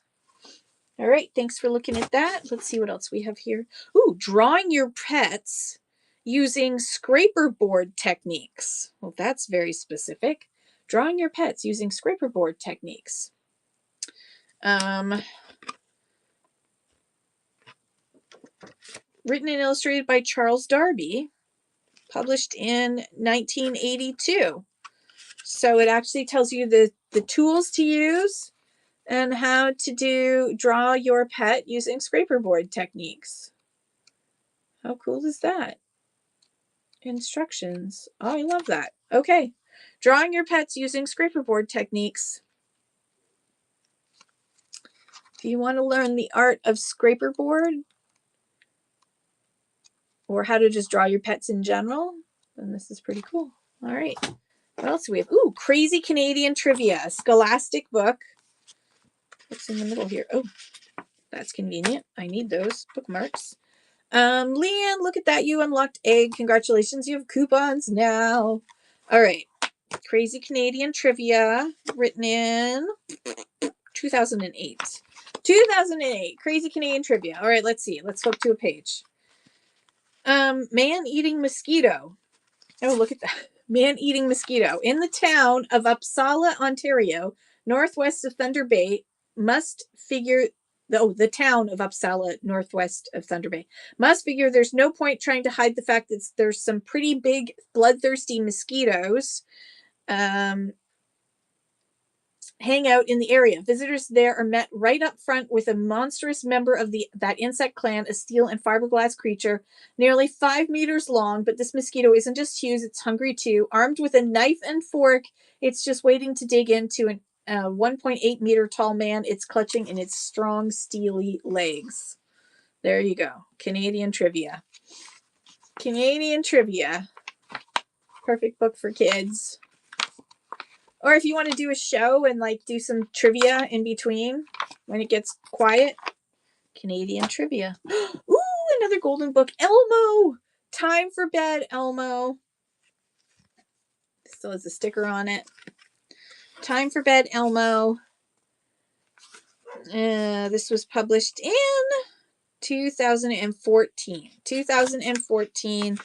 Time for Bed, Elmo. Golden book. We will run that now. That's running now. Time for Bed, Elmo. Get the fork to bed, Elmo. Stop fooling around and get to bed, Elmo. All right. Thanks for looking at that.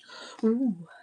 The Sea and Its Wonderful Creatures, a Whitman Learn About book by Ronald Rood. There's the spine. Still has a sticker on it. And let's see. 1965. 1965. It's a little book about sea creatures. This is pretty good. The Wonderful Creatures, The Sea and Its Wonderful Creatures, 1965. 1965. Running now. The Sea and Its Wonderful Creatures, 1965 children's book. All right, no worries. Thanks for looking at that. All right, Flight. Ooh, oh, my favorite. Spicy old Harlequin romance novels. This one is Flight to the Stars. A complication in the way of Melanie's love for Rick was the fact that he was engaged, or nearly engaged, to another girl. Gasp. Gasp. 1961. 1961. Flight to the Stars. 1961 Harlequin romance novel. A Flight to the Stars. Didn't even get a chance to be cracked. No one's cracked this open to read this sucker. Someone needs to. All right, this one is Dear Sir. Ooh, Elsie Gillespie owned this one.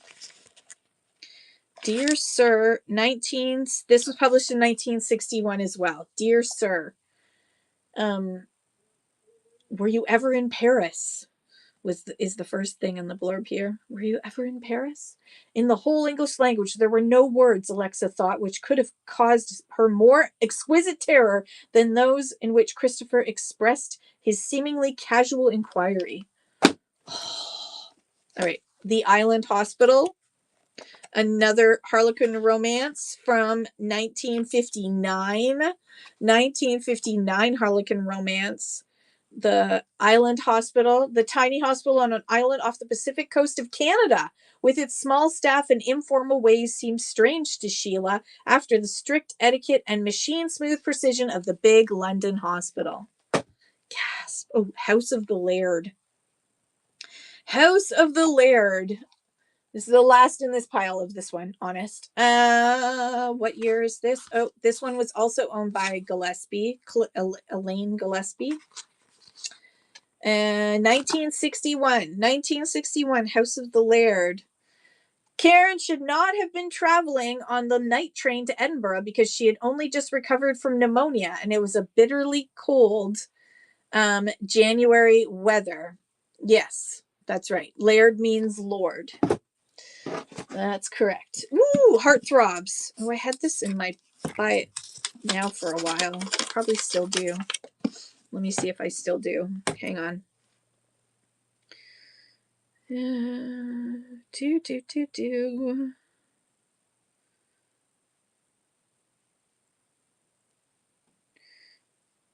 No, I deleted it. Okay, that's good. That makes life easier. Let me just weigh this.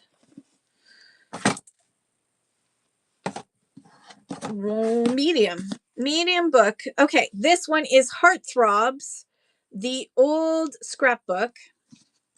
This was written in 1905. Someone bought it in the 1958 Coburg auction sale. It looks like it is missing a frontispiece.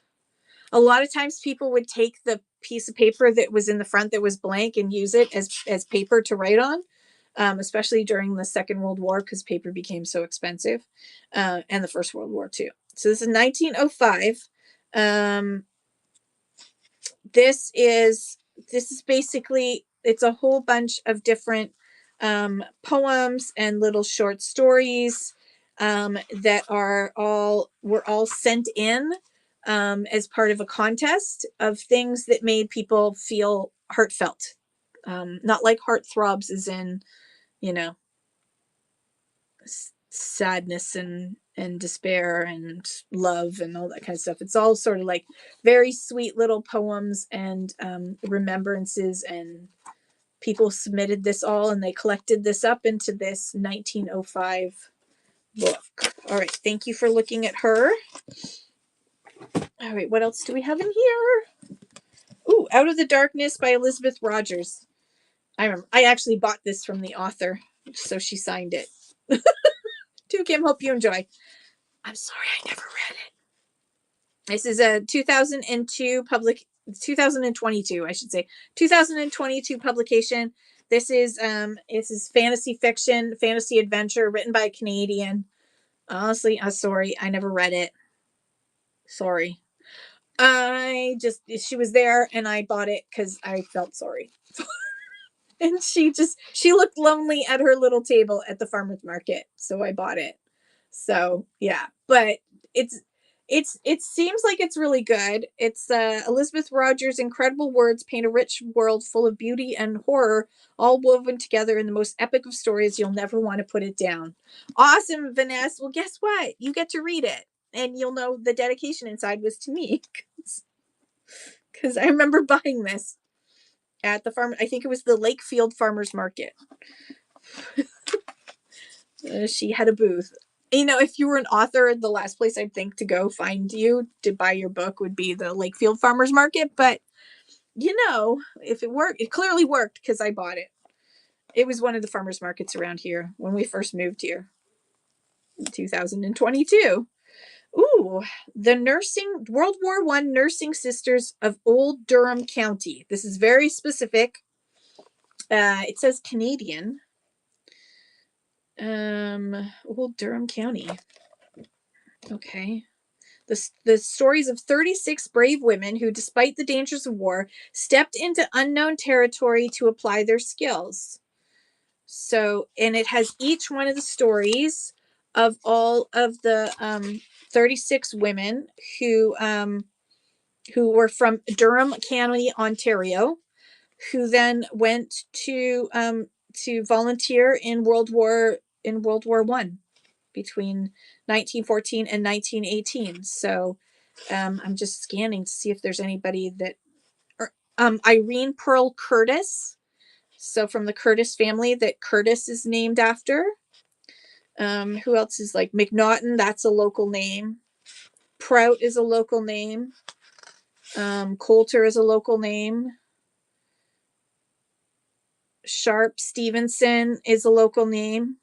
So anyways, this is World War I Nursing Sisters of Old Durham County. If you had family, you may have family. If you have ancestors from the Durham region, they might be in this book. You never know. It's kind of cool. All right, running that now. This is very cool. And there's one of them right there. So each one of these 36 women who volunteered to serve as nurses in World War I their story is written in here. Thrifty60, thank you so much. This is an awesome piece of history. I'm glad you're getting this. Thrifty60, thank you, thank you. All right. Standard mathematical tables. Standard mathematical tables. Owned by R.E. Roth. This is the 11th edition, formerly Mathematical Tables from Handbook of Chemistry and Physics. $3 in the United States and $3.50 outside of the United States from the Chemical Rubber Publishing Company. The Chemical Rubber Publishing Company. There's an entire company for that? Okay. 1957. 1957, the Chemical Rubber Publishing Company has all of the mathematical calculations in there. So where all my math nerds at? Standard mathematical tables. That is running now from the Chemical Rubber Corporation. Yes, well, this one's got more math in it, I guess. So, and it's from the 50. What did I say? What year did I say? Oh my goodness, I've already forgotten. 1957. 1957. All right, what else do we have in here? This is such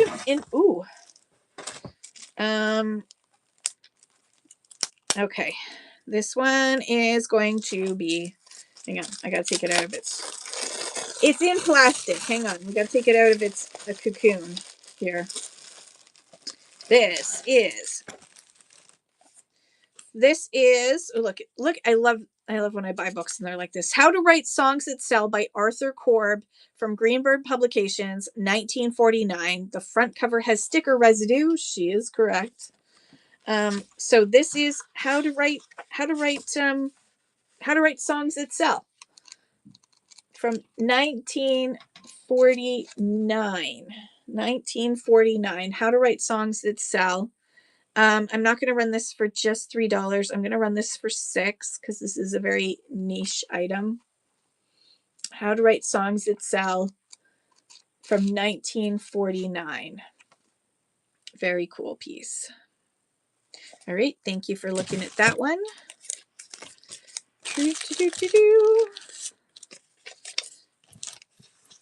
Okay. And if there's anything, oh, sorry, I keep touching I gotta stop touching the thing. All right. Ooh.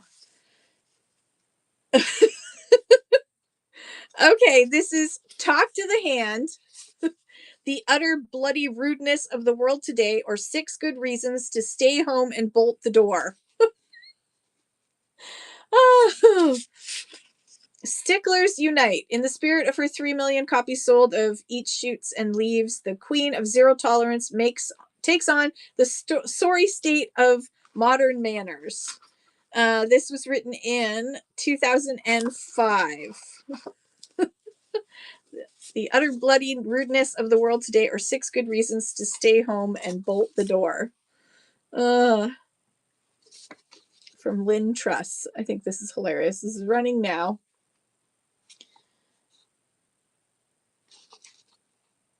When did please and thank you become so passé? When you call a customer service number, why does the burden of deciphering the automatic switchboard fall to you? I love it. She wasn't holding back there. Okay. Ooh.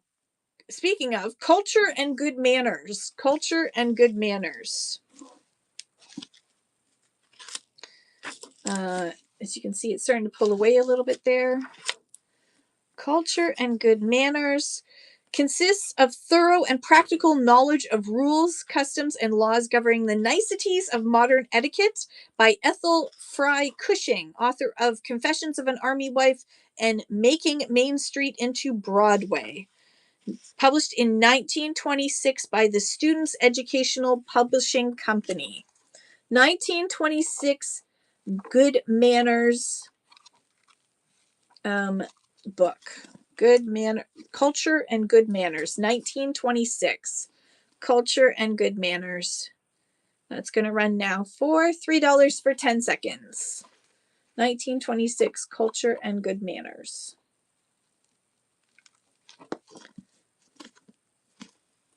of these days I'll be able to do pre-listed shows, but until then we get to unbox together. Ooh, honey cookbook. Cooking with honey. It's all recipes by this was an Etobicoke Public Library discard from 1972. It's all recipes from salads to main dishes to, of course, desserts, cakes, cookies, etc. Look, I don't know about that PB&J, but thank you. All right, $3 for cooking with honey. If you've wanted to cook with honey, now's your chance. You can cook just about anything, like glazed baked chicken, or chicken Diablo, or summer fruit special, or heavenly salad. You're missing out now. You're not going to get it. Not going to get it now. Oh, my goodness. Spice time. All right, I need a drink of water. Before I do this, I'm going to need a drink of water because it's spicy work. Everybody. This is only the first 3. I think there's more. Are there more than 3? I don't know. I never read them. This is going to go in large. Boop. Okay, you are going to get all 3 of the trilogy. It's not in order. 1, 3, 2 of the 50 Shades of Grey, 50 Shades Darker, and 50 Shades Freed in a little box. And the box. So you get the box set of the soft cover editions. Let's pull out one of them. Make sure it's not stained or anything. Yeah, it doesn't look like it was even open. Look at that. So 50 Shades of, you actually get technically, you're getting 150 shades because you're getting 3. 150 shades for $4. I don't know how much that is per shade, but you're getting all 3 of the trilogy, 150 shades for $4. Thank you, Vanessa. All the spice you need. Thank you, Vanessa. I'm going to put that on one of these. Vanessa, thank you so much. That is coming to you. Okay, we killed another box. One more box is dead. Okay, so I'm gonna pull here. We have 3 different boxes left. We have 3 boxes left. So which next? I'm gonna let you guys decide. We have a box of hockey, a box of kids books, and we got a box of collector guides. That's what's staring at me right now. Or we can do some ephemera. So there we go. You decide. You decide. Up in the polls, you decide what would you like. In the meantime, I'm going to run these 2 pieces that I forgot were beside my butt. And while that is running, you can vote in the poll. Physical and mathematical tables. It's a little booklet about physical and mathematical tables. It was from the Association of Professional Engineers of Ontario. 1957, this was published. You got all your mathematical tables you could ever need if you wanted to, I don't know, look something up, like the velocity or something. Electricity, temperature coefficients, logarithms of cosines, reciprocals of numbers. No? Nobody wants a reciprocal? Okay. Ooh. Is this a side effect? I think this is a side effect of this new drug. Okay.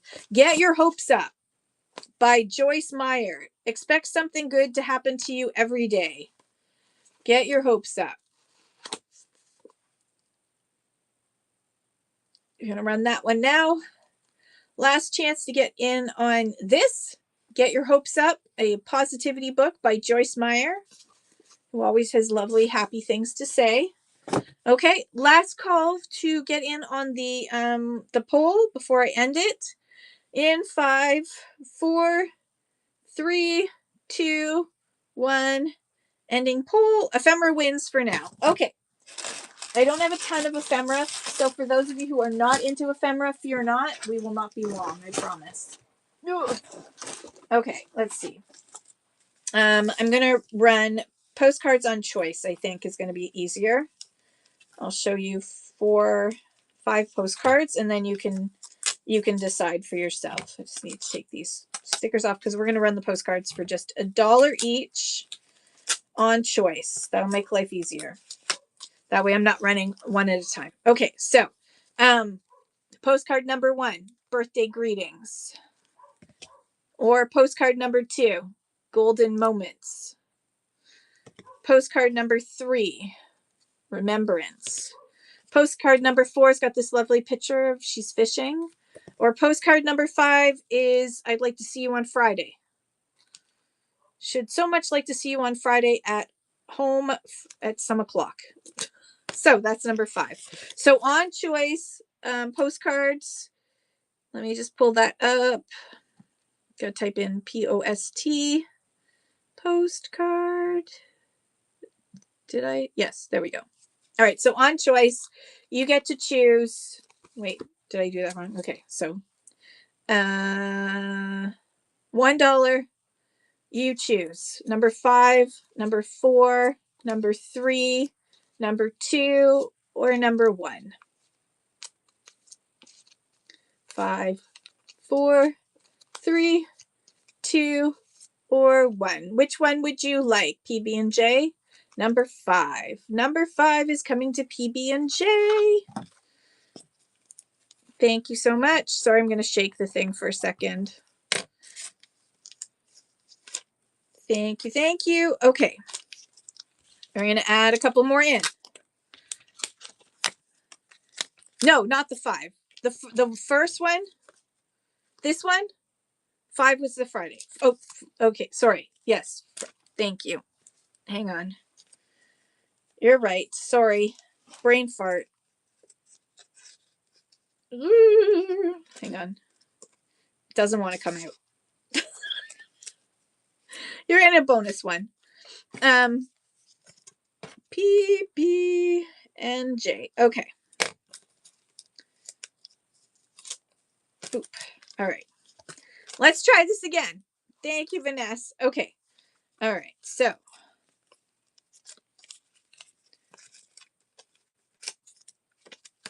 Okay. So your choice. This is number 1. Number 2. Oh, sorry. That's the back of number 1. Number 3. Number 4. Number 5. Or number 6. Your choice. Running now. $1. 1 or 2, 3 or 4, 5 or 6. PB&J, thank you so much. Number 1. Perfect. Thank you, thank you. All right, let's add in a couple more. We're getting good at this. We're getting good at this. Okay, here we go. 1 or 2. Oh, sorry, there's the back of 1. Or 2 or 3, 4, 5, 6, or 7. Running now. 1, 2, 3, 4, 5, 6, or 7. Thank you, PB&J. Which one would you like? Number 5. 1, 2, 3, 4, 5. Yes. Double checking. Just in case, because I do go fast. All right, perfect. Thank you so much. All right, let's add in 2 more.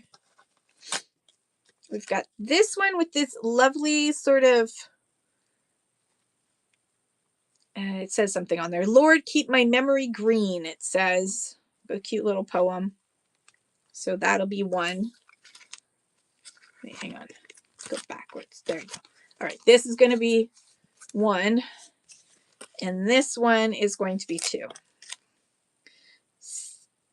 Reflects, said the mirror. Success series 1. So, all right. So 1, 2, 3, 4, 5, 6, 7, or 8. Running now. 1, 2, 3, 4, 5, 6, 7. Okay. All right. Old stuff does look so much better, doesn't it? This one's really thick. This one's like a really thick postcard. This one is, don't go about with such a hangdog look. The world is bright, though you are feeling blue. Cheer up. Each devil comes into his own, then why not you? And it's actually on thick paper. So there's that one. That's 1. Or, oops, take off these stickers. Or 2, this really pretty one. 2 or 3. This is another her fishing. So 1, 2, or 3, your choice. 1, 2, or 3. I really like this one. Don't have such a hangdog look. All right, thank you for looking at those. And thank you, PB&J, for your purchases. Let me just write, I put it aside really quickly so I could go faster. PB&J. I don't know why Loki is barking. Nick must have gone out.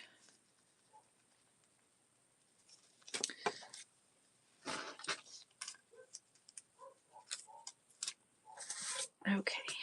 All right. What else do we have in here? Oh, more ephemera. Quick and easy cook cards. This one is with turkey, chicken, turkey, and duck. So each one of these, so inside, there are these little recipe cards. This is from 1969. So you got, looks like there's 20. I'm not going to count them, but they're quick and easy cook cards with the recipes on them.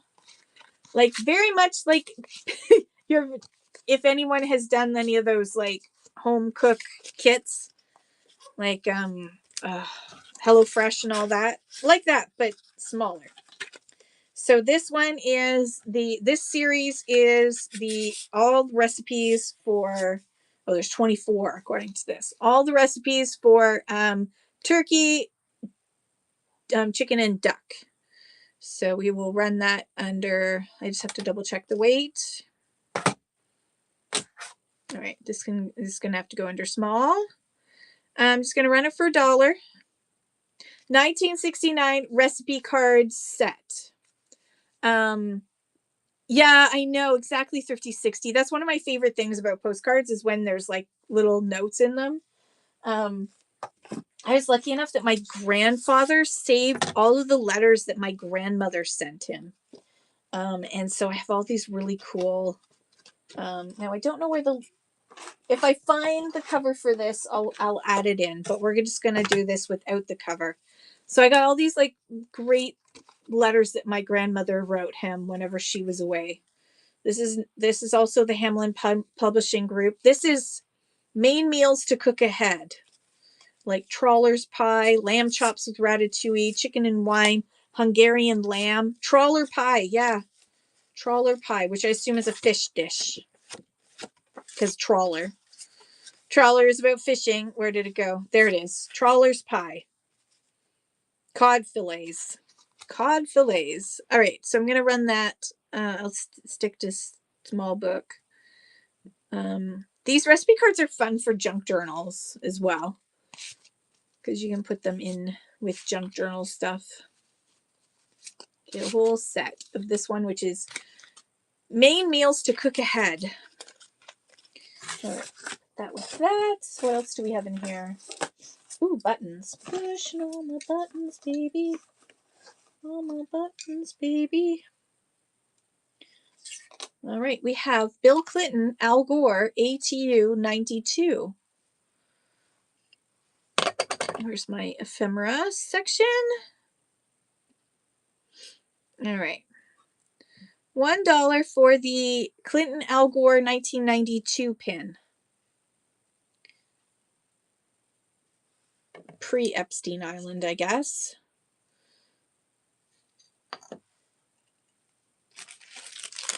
Thank you, PB&J. PB&J, that's coming to you. Thank you so much. PB&J. And then I also have in here, let's back Ronald Reagan. Look at the stabbiness of that. Let's back Ronald Reagan for governor. So this is pre-1980 because Ronald Reagan, yeah. Let's run that. I'm going to run this one for $2. Ronald Reagan, let's back Ronald Reagan for governor. It is a very cool piece. As you can tell, it's old because it's so stabby. Thank you, PB&J. It is history. It is history. I did tell you all, I probably told you when you were in the room that I did dress up as Ronald Reagan for Halloween that year. I think in 1980. Yeah. I was a nerdy kid. And that was exciting to me. I didn't get a lot of candy that year. Hi, Vintiquity. How are you? We're currently doing some ephemera, and then we'll get back to it. Back to some books. All right, we're in postcard land for a little bit. I'm just going to do a little bit of postcards. If the interest dies down, then we're going to go back to books. So, oops. All right, so I have a whole pile here. I'm just going to run them as a lot because they were in a baggie together. So I'm going to run them as a lot. You're going to get all of these. I don't know where this one's Government House, Victoria, BC. This one is Port Sydney, Muskoka. They look like they're all Canadian ones. Yeah, they're all Canadian scenes.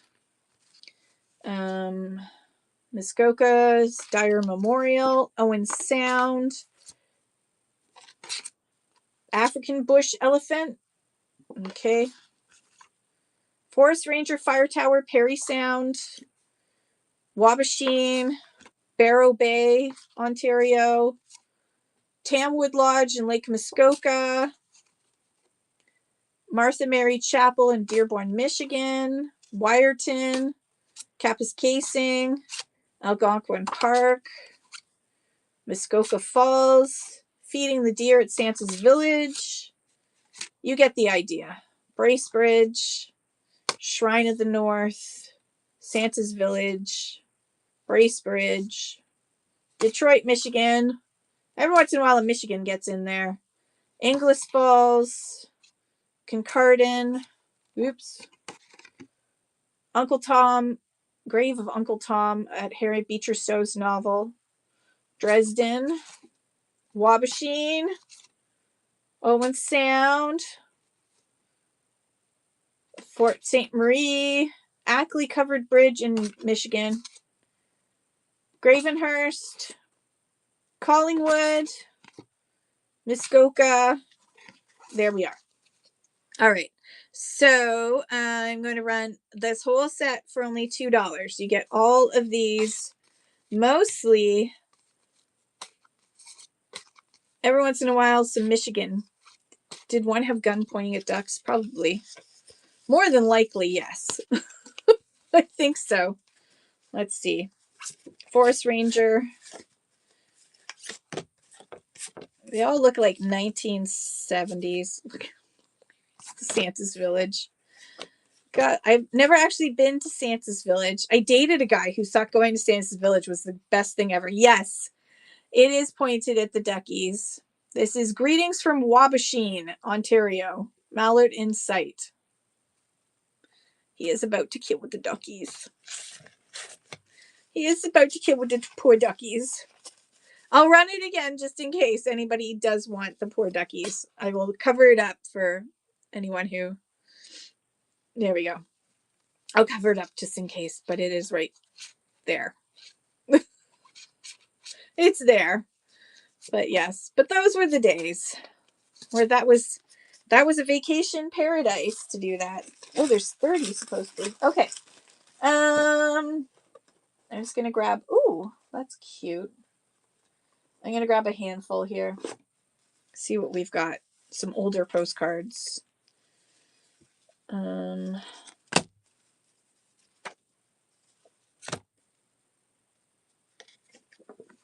This. Does it open up? Oh, it does. Oh, it's a letter from. I can't tell when. 10V91. It's hard to tell. Okay. It's not in English. It's a little letter. I thought that's kind of sweet. All right, let's see what we got here. I'm gonna try and organize a bit here. So there's a lot of mixed stuff in here. All right, I'm gonna put these all together. So,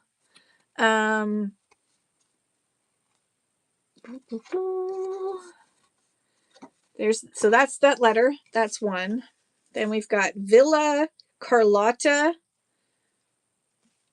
and another Villa Carlotta postcard. It's thick paper. This one is Chateau de Guyon en Dents du Midi. As well as this one is not in English. Doesn't seem to be a postcard either. This one is from the Hotel Bristol Wine. Wine?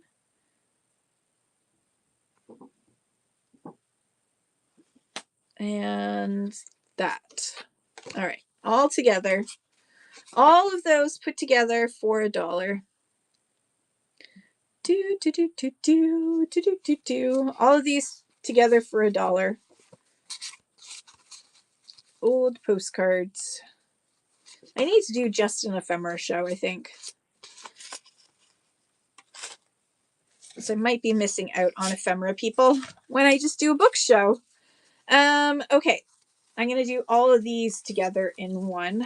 So I'm going to go pretty quickly through these. They're pretty old. 1, 2, 3, 4,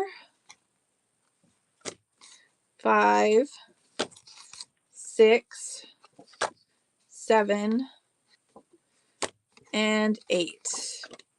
8 cards for $1. 8 cards for $1 running now. 1, 2, 3, 4, 5, 6, 7, and 8. All right, thanks for looking at that. All right. Okay, no more postcards for a bit. I'm bored of postcards. I don't know about you. I'm going to grab some. What's this? What are you? Ooh, okay. Some stampies. Some stamps. Some stamps. We're going to grab stamps. Hang on. Ooh, these all look like airplanes stamps. They are. They're all like airplane related stamps. Okay, so we've got all airplane related stamps. 1978. There's these ones, all airplanes. Aviation stamps. Should have read that. Aviation stamps. All aviation stamps from around the world.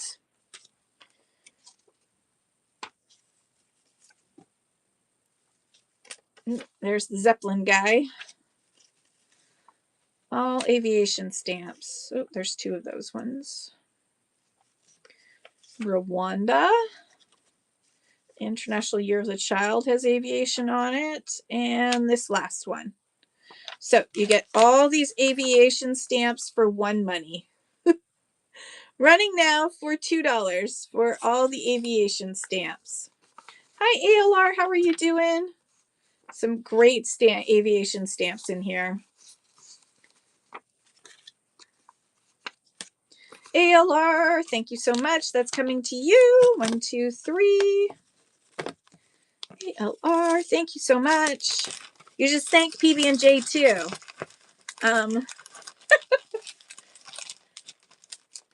Are they for you, Vintiquity, or would they be for your hubby? Probably for hubby, I'm guessing. Thank you, ALR. These are a lot of fun.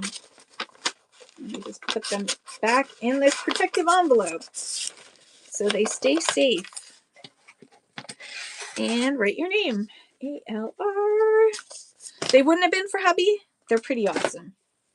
All right. I have some. I'm just gonna grab a handful, I think, till I get to the right weight. Hang on. 2, 3. All right. I can do 4 maps at once. All right. So these are National Geographic maps. Do you remember it? Who's old enough to remember getting the National Geographic and running to get the map out of it to look at the map? Because the maps were always so cool. So there are, this set would be 4 National Geographic maps. These are great for information, but also for junk journaling, etc. So this is Millennium in Maps Cultures, Millennium in Maps Exploration, Population, and Physical Earth. So you're getting all 4 of these. They're like timeline posters with maps and everything inside. So there's maps on one side, timelines on the other. Running that now. $2 for 4 of these awesome infographic maps. All right. Thank you for looking at those. What else do I have here?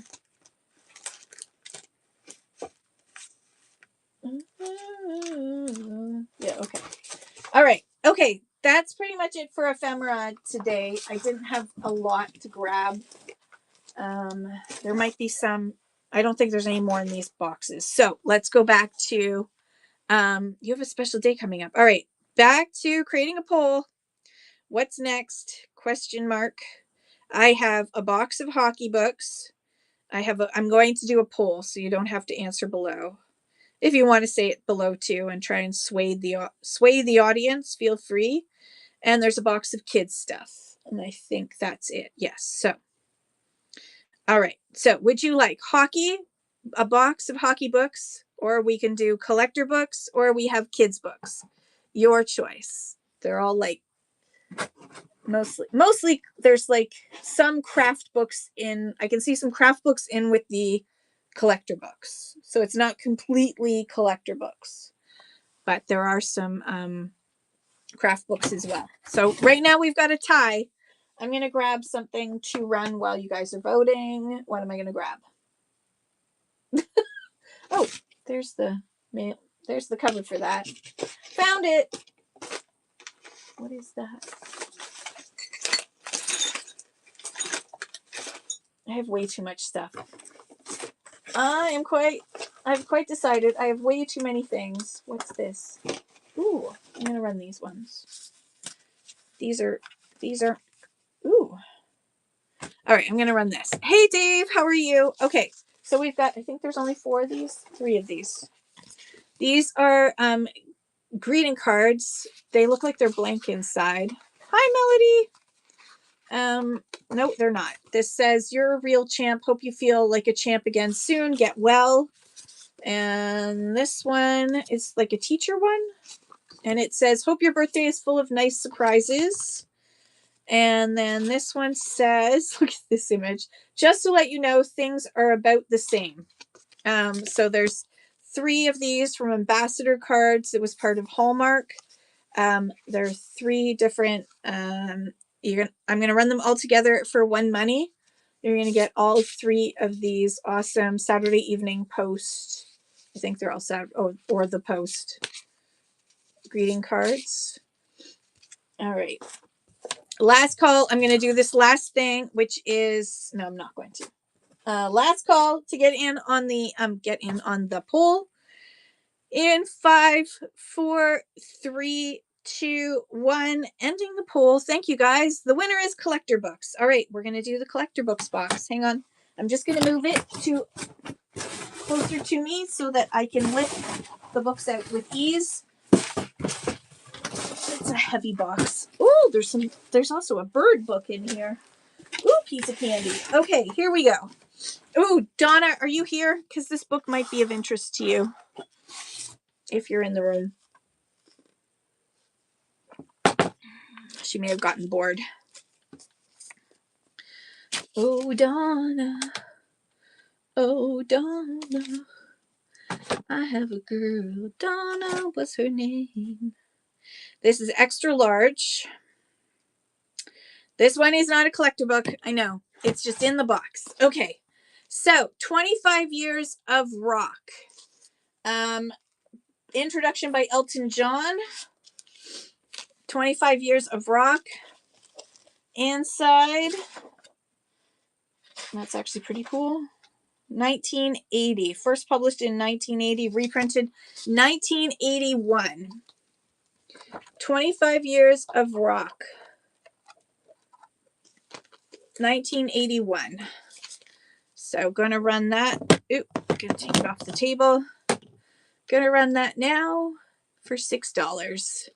25 Years of Rock and Roll.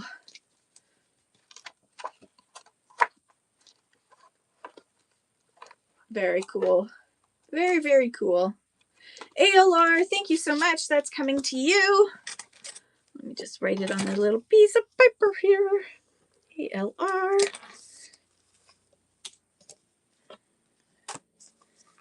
Okay. Let's see what else we have in here.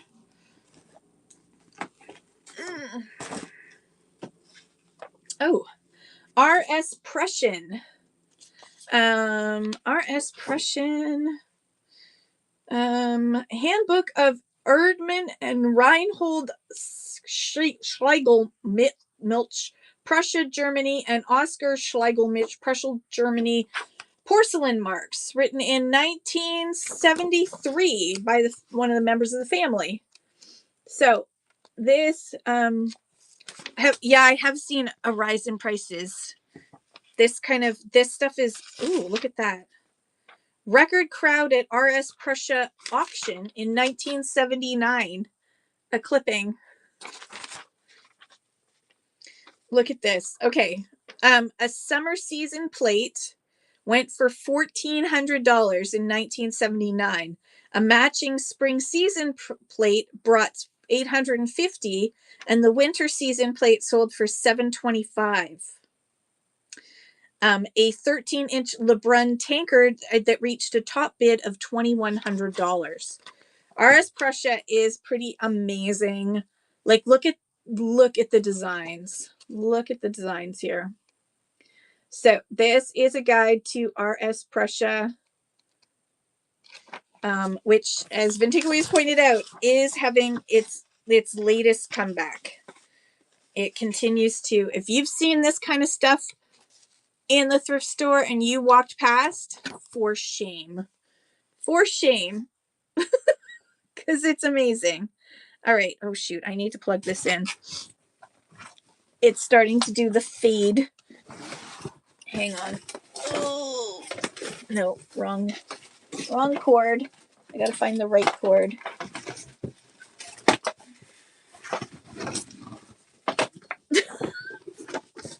Oh, the problem is it was under a box of books. Okay. All right, got it. That's better. Oh, it was down to 1%. Holy cow. No wonder. Okay, RS Prussia book. Small book. Sorry. Starting now. All right, now we're plugged in on both pieces, so this will not die on me. Holy cow. Why wasn't it in? Oh, it is in power saving mode. Oops. ALR, thank you so much. This is a great piece. Great book to have. Thank you, ALR. ALR. All right. Next up, we have Carnival Chalkware. Giveaways and games. It's a 1995 values book, but it's really about the info inside. 1995 Carnival chalkware. Giveaway and games. It's even got, it's got the catalog information. So you got a reprint of the catalog as well as some pictures of the different items, the chalkware items. We'll run that one now. Running now for 10 seconds.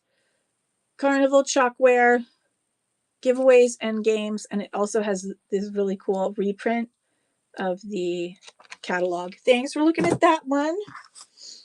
Blue and white transferware. Let's double check the weight on this. This will go in medium. Blue and white transferware, 1780 to 1840. 1780 to 1840. Blue and white transferware.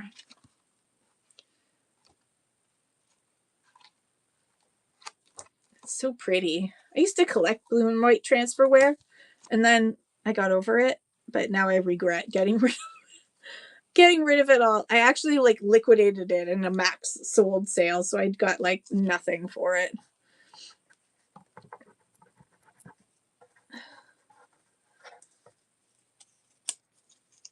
Thank you, ALR. That one's coming to you as well. Thank you, thank you. Okay, ooh, all right, not a collector book. So if you were bored and looking away, Birds of Ontario guide, written in 2000. Birds of Ontario guide, running now. All the birdies. Don't forget, the birdies are coming back, and you're going to want to see who's who. Get it? Who's who? As the owl section goes by. Thank you, ALR. That's coming to you as well. Great grab. All right. Primitives, our American heritage, I should say. Tips and care. Okay. Now, this says American, but Canadian primitives is very similar.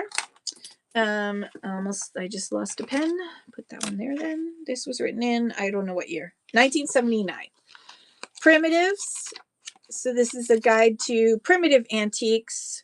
And let me just double check the weight. Yep, we're good. Running now. Primitives are American heritage. Another collector guide to primitive antiques.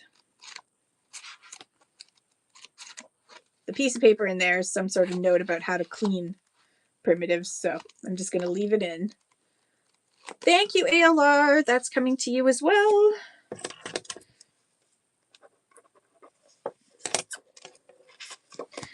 Okay. Ooh, salt and pepper shakers.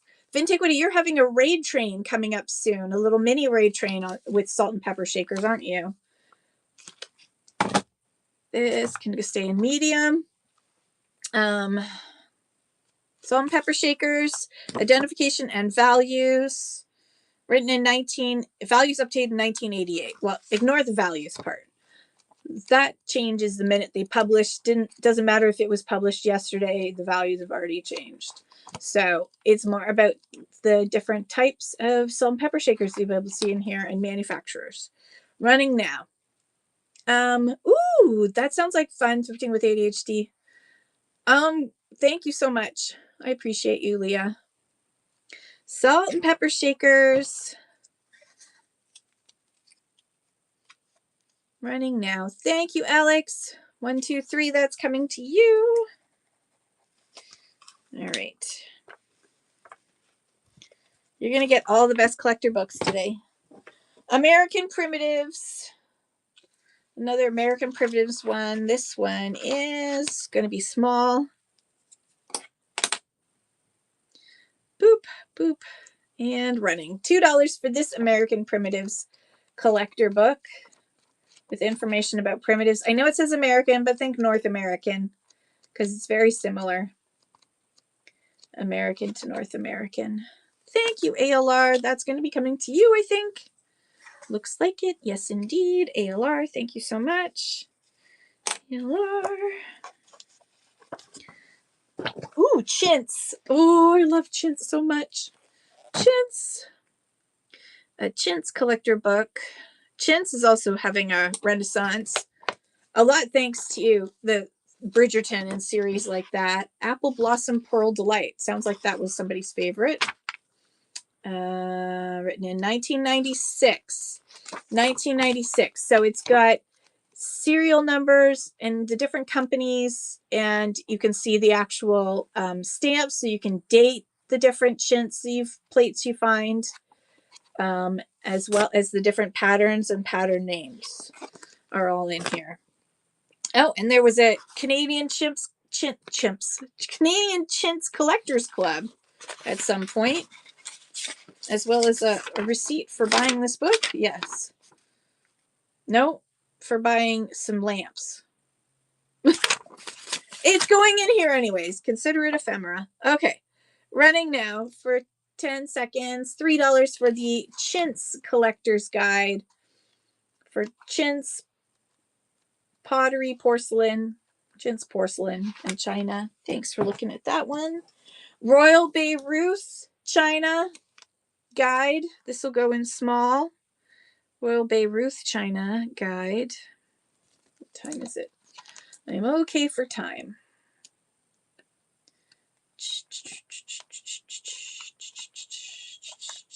Royal Beirut. Running that now for $2. 10 seconds. Royal Beirut Collector's Guide.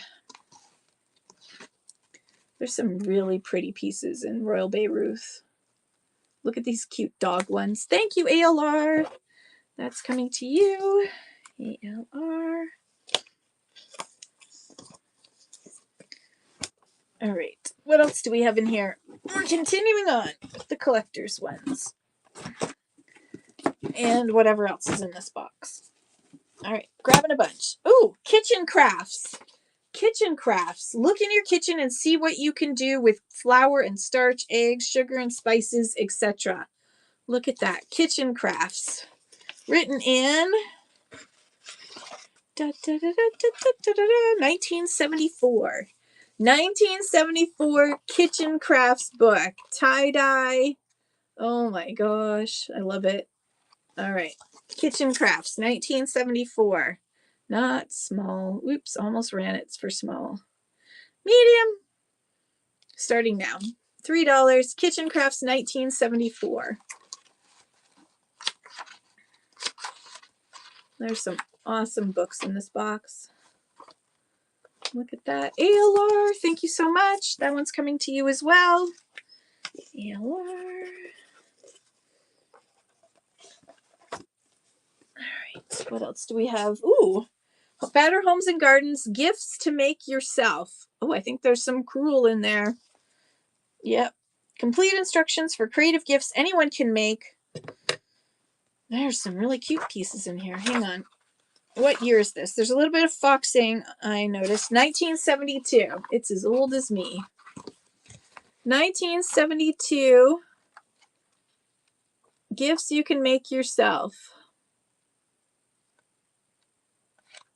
This is very cute. All right, running that now. Get 1972 gifts you can make yourself from Better Homes and Gardens. Look at the back. Look how cool this back is. Ooh, ooh. 1972. How did I survive the 70s? ALR. Thank you so much, ALR. Isn't it a great book? ALR. Even has like a little dolly you can make like this. And look what I have beside me. I have a handmade one.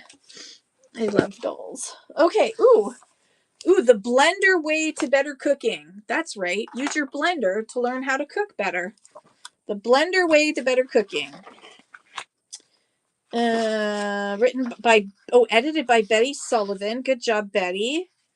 First edition, 6 printing, 1965, of course, by Hamilton Beach, that made blenders. And so it's like how to figure out what is a better blender. And then all these recipes using your blender. Blender recipes. You know you need it. You know you need it. It's running now. The blender way to better cooking. It's a great idea. Just zoosh up something in the blender. Ooh. The New Martinsville Glass Story, Glassware of Distinction, New Martinsville Glass Manufacturing Company, New Martinsville, West Virginia. All about the New Martinsville, West Virginia Glass Company. Running that now. I'm going to run this one for just $2 because it is fairly specific. Running now. $2 for New Martinsville Glass Company.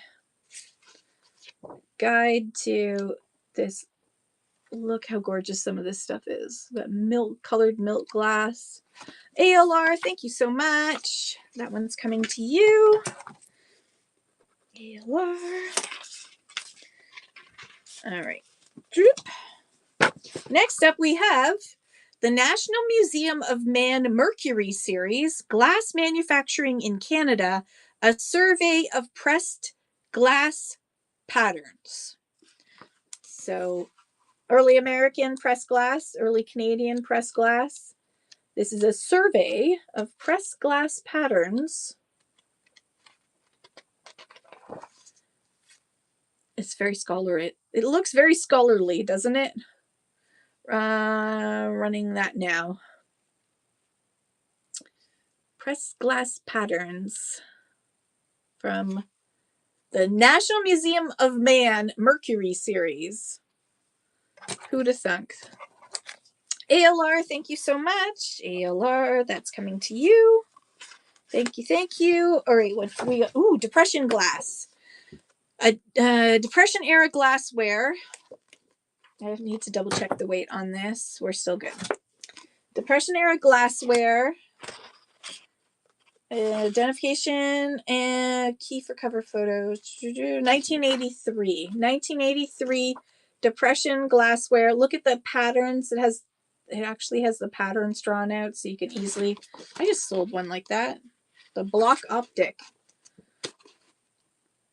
So it's got all the different patterns so you can figure out what the pattern name is. If Google Lens is being useless as tits on a turtle, you can use this to figure out the pattern name. Running now, Depression era glassware pattern book. It is so cool, isn't it? I love Depression glass, but there's so many patterns that something like this is so useful. Thank you, ALR. Like colonial.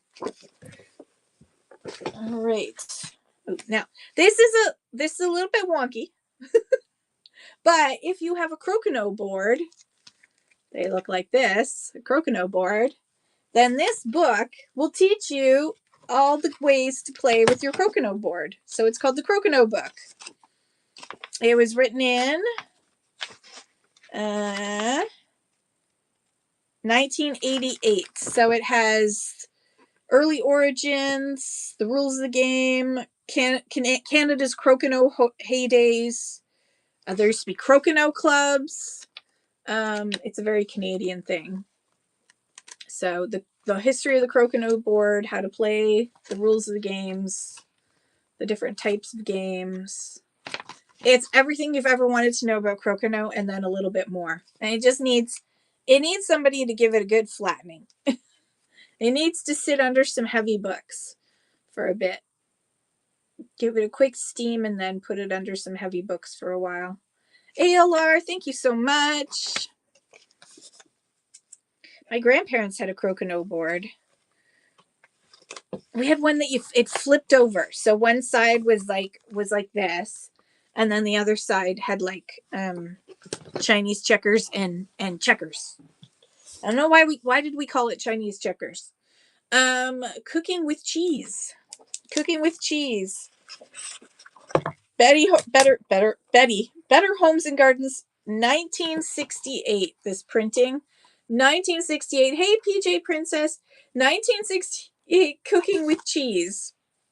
Everything's better with cheese, by the way, unless you're lactose intolerant, and then make sure you have super old aged cheese. Everything. Look at that cheese. We had for for our wedding reception in England, we had a cheese cake, and it was layers of humongous cheese. Oh yes, vegan cheese is good as lactose free. True. So we had like they get the big wheels of cheese. So basically we had like layers of wheels of cheese, different types of cheese, because we were in England. It was awesome. We also had we had tiered meat pies. So that was our other tiered cake. We did also have dessert. We did have another thing that I got. And we also got a ice cream truck to come and do ice cream in the parking lot, which was way fun. Okay, this is a crockery cookbook. Look how serious she is. She's like, don't make me spoon this out. Crockery cookbook, Woman's Day magazine, 19, looks like 70 something. 76. 76 with ads and all. Crockery cookbook. I'm going to run that for just $2. Crockery cookbook running now. It's like a magazine, really.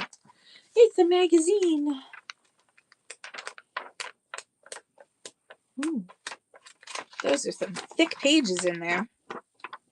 I love that sound. Why do I love that sound so much? I need help. Oh, God. Warman's Glass. Warman's Glass. This is going to have to go in large.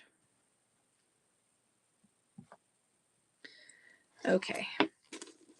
Warman's Glass. I'm going to have to do my blood pressure after this, Leah, because I think it went down too much. I think it's putting down too much.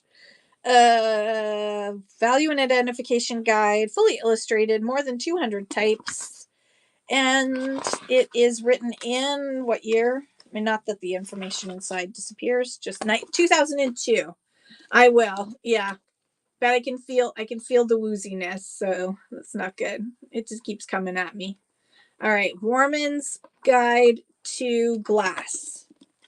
It looks like it's everything glass. Warman's Guide to Glass is running now. Ooh, okay. Drinking more water. Thank you. Why is water so tasty? Thank you, ALR. When I was a kid, I never thought water was tasty, but now that I get older, the older I get, the more tasty water seems to be. I need help, I know. Ooh, this one. John Bradshaw's Guide to Better Gardening, Control of Garden Pests. Look how serious she looks. She's like, take that, garden pests. This is written in, don't know, but don't know. Doesn't say, but looks 50s, 60s, 50s. Guide to Garden Pests. I'm going to put that in small.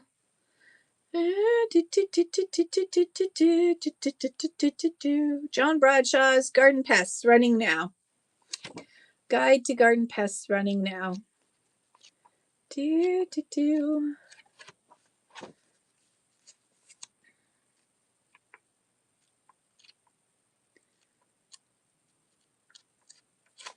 Thank you, ALR. That one's coming to you. What a cool thing.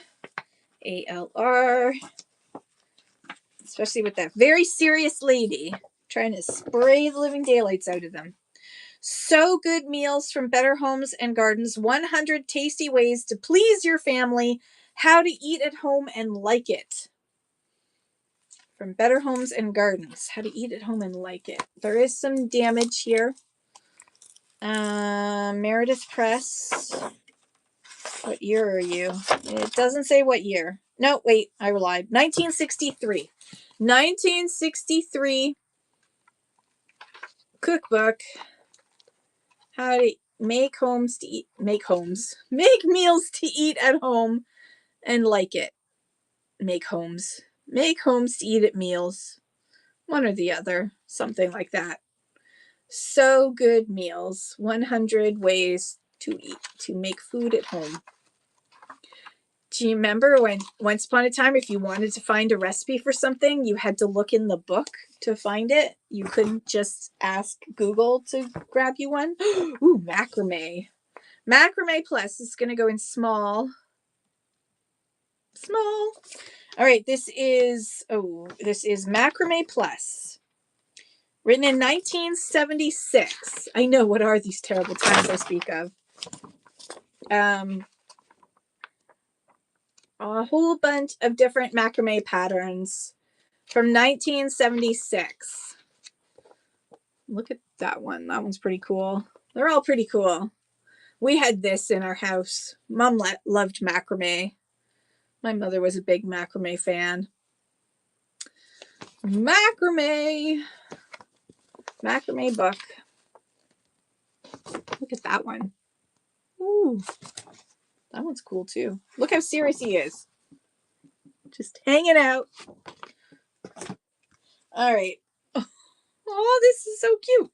Art colored in cameo glass, over 600 examples in natural color, with this cute little teacup chihuahua inside the bowl. This is called amethyst. This is carnival glass in the amethyst color, or grape color, some people call it.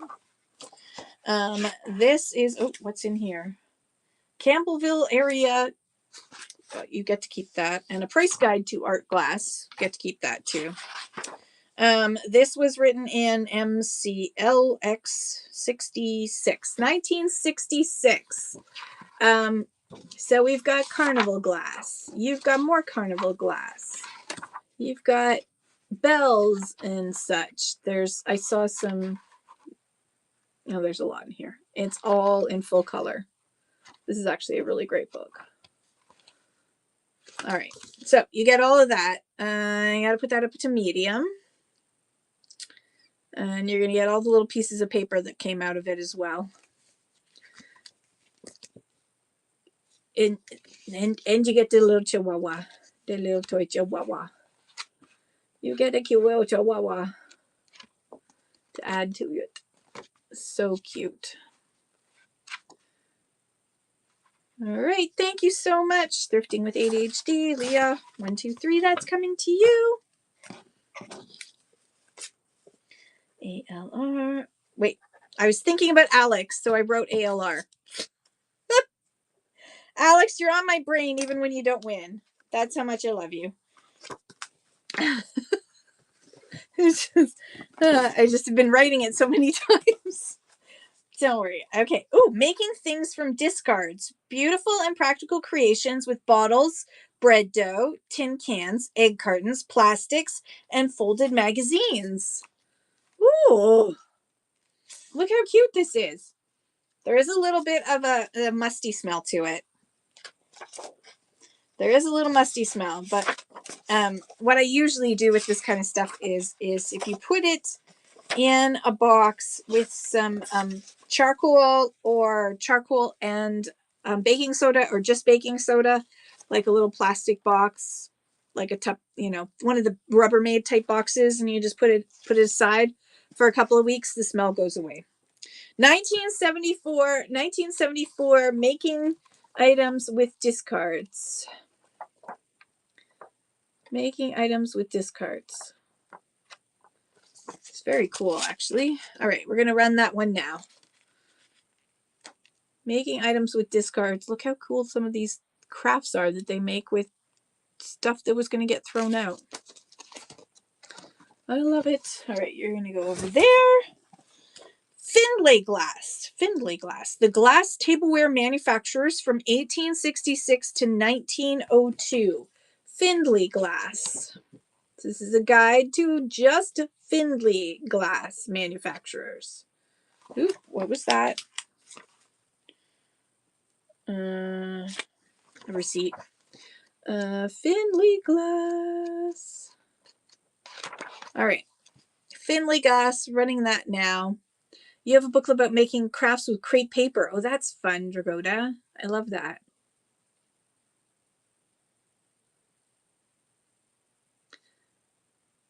Yep. Yes, I can indeed. Thank you for asking. 1960s. Oh, that's fun, Dragoda. I love that. Macrame running now. Thank you for asking. Macrame is running now.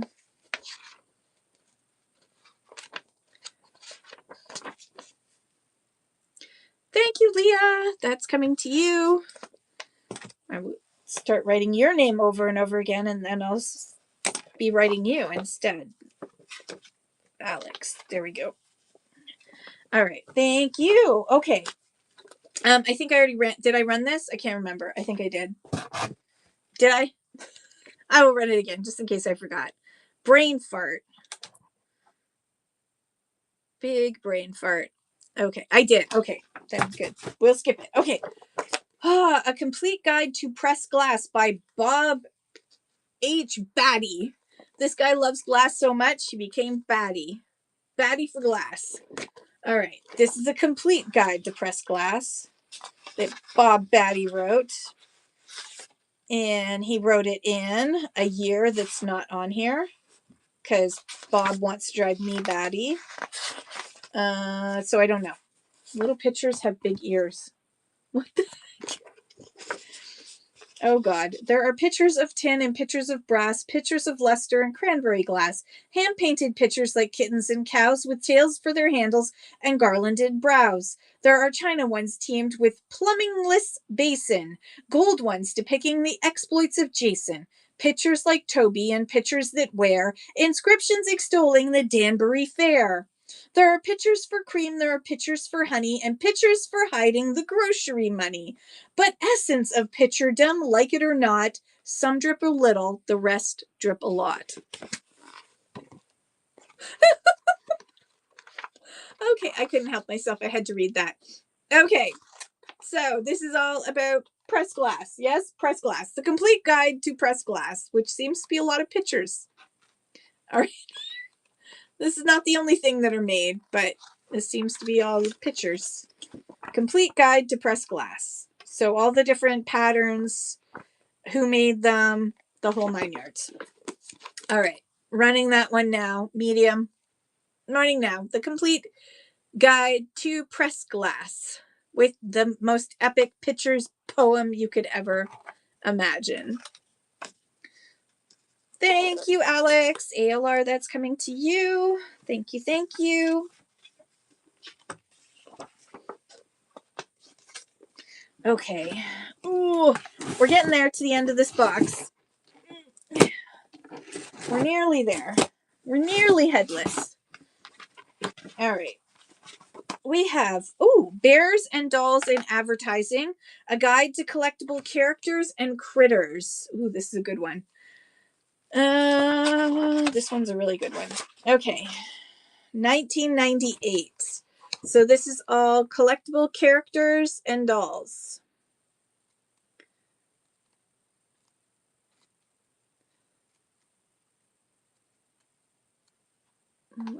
So there's advertising, all kinds of characters and dolls.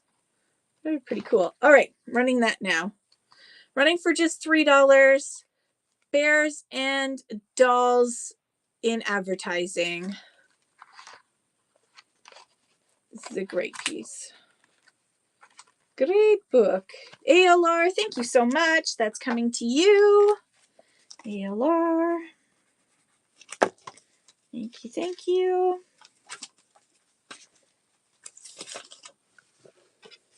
Okay, what else do we have here? Glass and Glassware. 225 illustrations in color and black and white. All right, I need to check the weight on this one. Yeah, this is going to have to go in large. Okay. Glass and Glassware. It's a very large book. Lots of pictures in here. Color and black and white. It didn't lie. All right, Glass and Glassware. Running that now for $4, 10 seconds for Glass and Glassware collector book. It's very cool. ALR, thank you so much. That's coming to you as well. Thank you, thank you. Oh gosh, ALR. Okay. Alrighty, we're getting there. Oh, this one's really heavy too. This one is actually heavier than the last one. So this one needs to go in extra large. Okay. This is The Colors of Heisey Glass. This was written in, for your Heisey Glass collectors, this was written in 2006. So a newer one. 2006 Heisey Glass Collectors book. It's like all full color. Amazing. Including uranium glass in there. And all the different marks. So Heisey Glass, I'll run that for 5 instead of 6. Running now. Heisey Glass collector book is running now.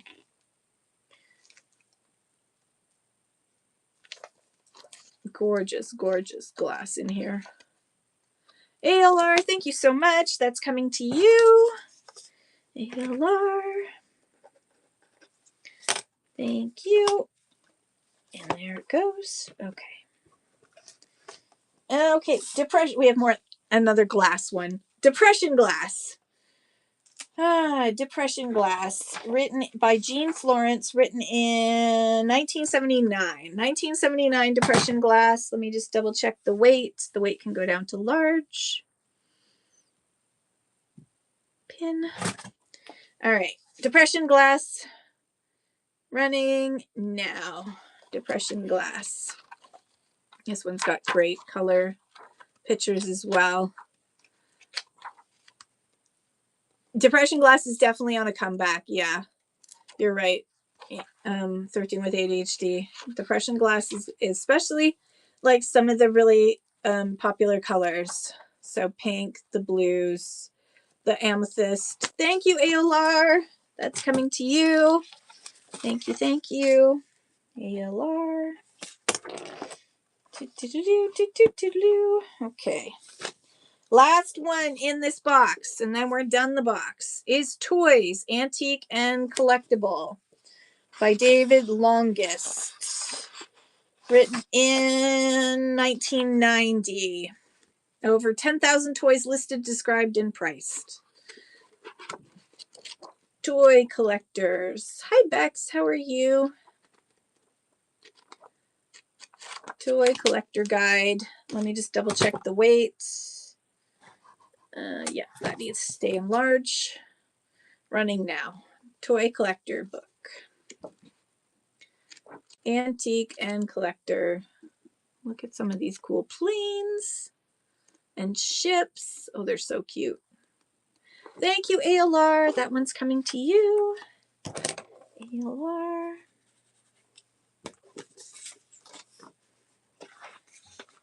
Right. Okay. All right. Now it's time for another poll. Create a poll. Next. Okay, I only have 2 boxes left, and I'm only going to do one more box. Because then I need to get something to eat, and then set up for my show tonight, because I'm going to do the show that I was supposed to do yesterday. I'm going to do tonight. So I need to rest and eat and stuff. So I'm just going to do one more box. So I've got a box full of mostly hockey books, or I have a box full of kids books, mixed kids books. So you decide, which would you like, hockey or kids? I will grab something to run. I'll grab something to run. Let me find something to run while you guys are voting. Ugh. Usually I hold something back, but I forgot to, because I'm brain farting today. Ooh, here we go. All right. I've got 3 things that I just saw on a shelf. So we have the Wuzzles. Let me just weigh it. It's going to be small. Oh, small book. Have you snuzzled a Wuzzle today? I have not snuzzled a Wuzzle today. This is book number 1 of the collector series from Hasbro, 1984. This was a Hasbro, the Wuzzles, and this is the first of their collector books. Have you snuzzled a Wuzzle today? Running now for 10 seconds. This cute little Wuzzles book from 1984. You feel snuzzled? I assume it's a good thing. It's kind of like Care Bears. Yeah, they're kind of like Care Bears. They were a knockoff of Care Bears. And then we have Elmo's Tricky Tongue Twisters. Still got a sticker on it on the back. Elmo's Tricky Tongue Twisters. This is 2016. 2016 this was printed. Let's see. 12 Twiddlebugs twirl 12 twisted twigs. 12 Twiddlebugs twirl 12 twisted twigs. What's the other one? Let's pick another one. Betty Botter bought some butter. Mumford's in a fix doing tricks with 6 silly sticks. All right, one more. It's a Alice in Wonderland storybook. It would have had a cassette with it. It no longer has the cassette with it. It's just on itself. Yeah, March Break. I'm glad March breaking is done for me. Enjoy it while it lasts, though, because they grow up and they move away and they only visit every once in a while. So, you know. Okay, last call for the poll in 5, 4, 3, 2, 1, and poll. And the winner is Kids Books. Kids Books have won. Okay. Kids Books it is. Let me grab them. Hang on.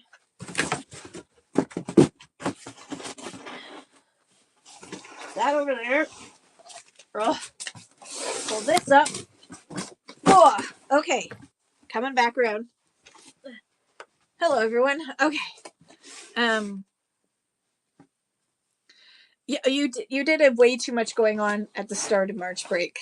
That's for sure, Leah. I don't know how you do it. Sending you lots of love. Oh, this is kind of beat up. This is a little beat up. This is called The Snowy Day. But it's really beat up, so I'm only gonna run it for $1. Copyright 1962. This printing was definitely not 1962. I can't see when it was, but it's a beat up book, but I'm just gonna put it under small and run it for $1. The Snowy Day running now. We got a whole bunch of kids books. This is the last box we're gonna do today. It's gonna be all these kids books. I love kids books. Oops. Helps if I hold it up right. Sorry. All right. Ooh. Okay, not exactly a kid's book, but about kids, so that counts. It's Better Homes and Gardens play sets, ideas and plans for outdoor play. This is going to go in medium. Check this out. You could build your own little play set. It's got the plans and instructions for it. I love this. Okay, medium weight. So look at this, a sandbox to wade in. It's got the plans for sandbox or a swing undercover or a Fort Frolic. Fort Frolic, what? High-rise playhouse. Oh my gosh. Okay. Lots of cool things in here. Gonna run that $3 running now. Play sets for outdoors. Outdoor plans for play sets. There's Kids Retreat. Look at this. I know, very cool book. I mean, I guess you could learn if you can learn how to save people's lives. I'm sure you can learn that. It can't be that hard. It can't. It's mostly math, right? 1997. The best. I want someone to build me one that size too. Yes, I want one that size. Now, the best Easter egg hunt ever. Go on an Easter hunt, read the rebus pictures, look for the hidden eggs, bunnies, chicks, and more on every page. Ooh, and this should arrive before Easter. So there you go. All right. running now. This is a little like Where's Waldo type thing where you got to find the hidden pictures inside. So there's this one has a list of what you're supposed to find, and then you're supposed to find it. That's kind of cute. Ooh, the best Easter eggs ever. Now this is a story about the best Easter eggs ever. Running now. You do need a she shed. That would be perfect. I need a she house. Wait, I already kind of do. My husband's an accessory. Bless him. Mystery magnet book. Silly wordplay with magnets.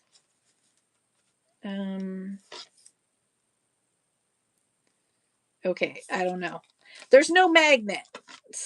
I'm just going to skip that one. There's no magnet. So, a storybook treasury. A storybook treasury from Disney. Disney Storybook Treasury from 2006.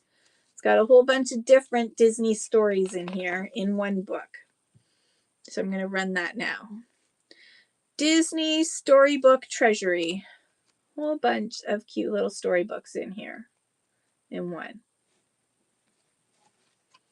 Oh, you'll get there, PJP. You will definitely get there. Oh, my Lift the Flap book.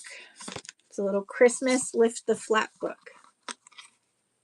There's not many pages to it. There's like 6 pages. There's this page, this page, this page, this page. All right. It is what it is. I'm going to run this for $1. It's a Snowman Lift the Flap book. Ta-da! Spoiler alert. There we go. All right, what else do we have? Ooh, Trixie Belden and the Black Jacket Mystery. There is a little bit of the cover is coming off. Trixie Belden and the Black Jacket Mystery from 1961. 1961 Trixie Belden book. Let me just double check the weight on this. Yeah, this needs to go in medium. Boop over to medium. I'll run that for $2. Running now. Trixie Belden and the Black Jacket Mystery. Ooh, I don't want to spoiler alert it, but there's a horse involved somehow. Zoo Babies. Oh, this looks like it was chewed. Never mind. I'm not into chewed books anymore. Okay, A Promise for My Baby. Oh, look, it's a gift you put in here. A Promise for My Baby 2016. Oh, I love what you have given me each and every day. Each moment since you came along takes my breath away. You snuggle in my arms. You look into my eyes. Your presence is much larger than your itty bitty size. Oh, this is a sweet little gift book for a baby. And it's like hardboard, so it's an early reader for babies. 2016. Looks like it was never... Hang on. Yeah, it's just some dirt. There. De-dirtified. There we go. And this is probably small. Yes, it is. Small. Boop, boop. All right. Baby book. PJP says Trixie was forever giving the living room a lick and a promise in terms of dusting instead of doing her chores properly. I relate very much. Yes, I love that about Trixie. She was too busy. She was too busy solving mysteries. She did not have time for this. She did not have time for domestic goddess work. Nuh-uh. She was catching the bad guys. Rockets Away, school book, school reader. This is in medium. Exactly. More important things to do. Precisely. The world ain't going to save itself. Okay. Rockets Away, 1968. Look at these illustrations. 1968 school language book. But I love these illustrations. I mean, it was rockets away because space was all the thing then. Don't forget, first man on the moon and all that stuff. So this one is going to run for $3 for this 1968 school language reader with all these great pictures inside. All right, thanks for looking at that. What else do we have? Oh, Fiddling Crickets. Oh, look, it's got googly eyes. It's a book with googly eyes. 1997, Fiddling Cricket. And look, as you open it up, every single one of the pages has got somebody with eyes, with googly eyes. Even the horse has got googly eyes. Oh my goodness. How much does this weigh? All right, this is good and small. Boo, boo, boo, boo, boo, boo. All right, running now. The Googly Eyes Cricket book. It's all about crickets, but for some reason they got googly eyes. Side eye. There we go. Cricket's giving you side eye. What's this one? The Sandman, Baby's First Book Club. The Sandman. This nobody wrote in it. This book belongs to no one yet. I don't know what year it is. Bristol, PA. Printed in the Netherlands. Okay, doesn't have a date on it. Looks 90s. I don't know for sure. Yeah, it's a cute little book. Double check the weight. We are getting back into medium territory. $2. Running now. The Sandman. Cute little storybook about the Sandman. Mr. Sandman, bring me a dream. Do, do, do, do. Make him the cutest that I've ever seen. Ooh, Backyardigans, Secret Agents. Backyardigans, Secret Agents. I'm going to run this for just $1. Backyardigans is going to run for $1. Secret Agents, Backyardigans. The book's been used and loved. Cute little illustrations in this one. All right. Scooby-Doo and the Ghastly Giant. Gasp. Scooby-Doo and the Ghastly Giant. 2003. Scooby-Doo and the Ghastly Giant, 2003. Scooby-Dooby-Doo, where are you? We got $1 to win this. Scooby-Dooby-Doo, where are you? Oh, spoiler alert. I shouldn't have shown that. Don't want you to know who's the Ghastly Giant at the end there. Ooh, Babushka.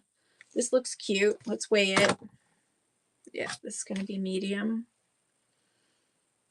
Move it back up to medium. Pin. Babushka. We're going to run that for $2.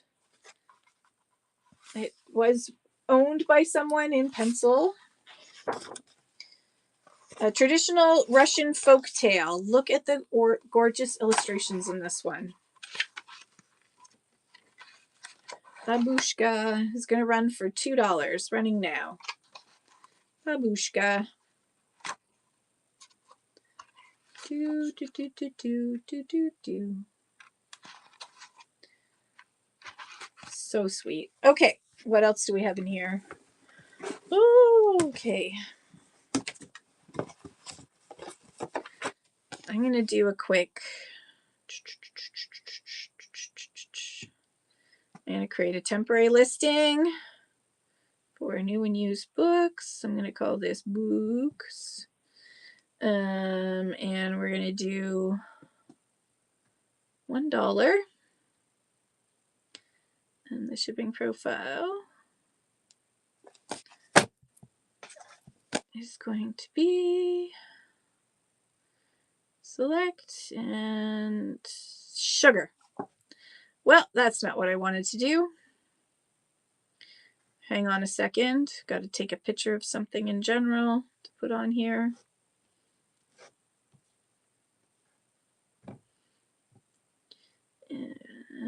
Sorry, I was trying to do quantity, but that messed up.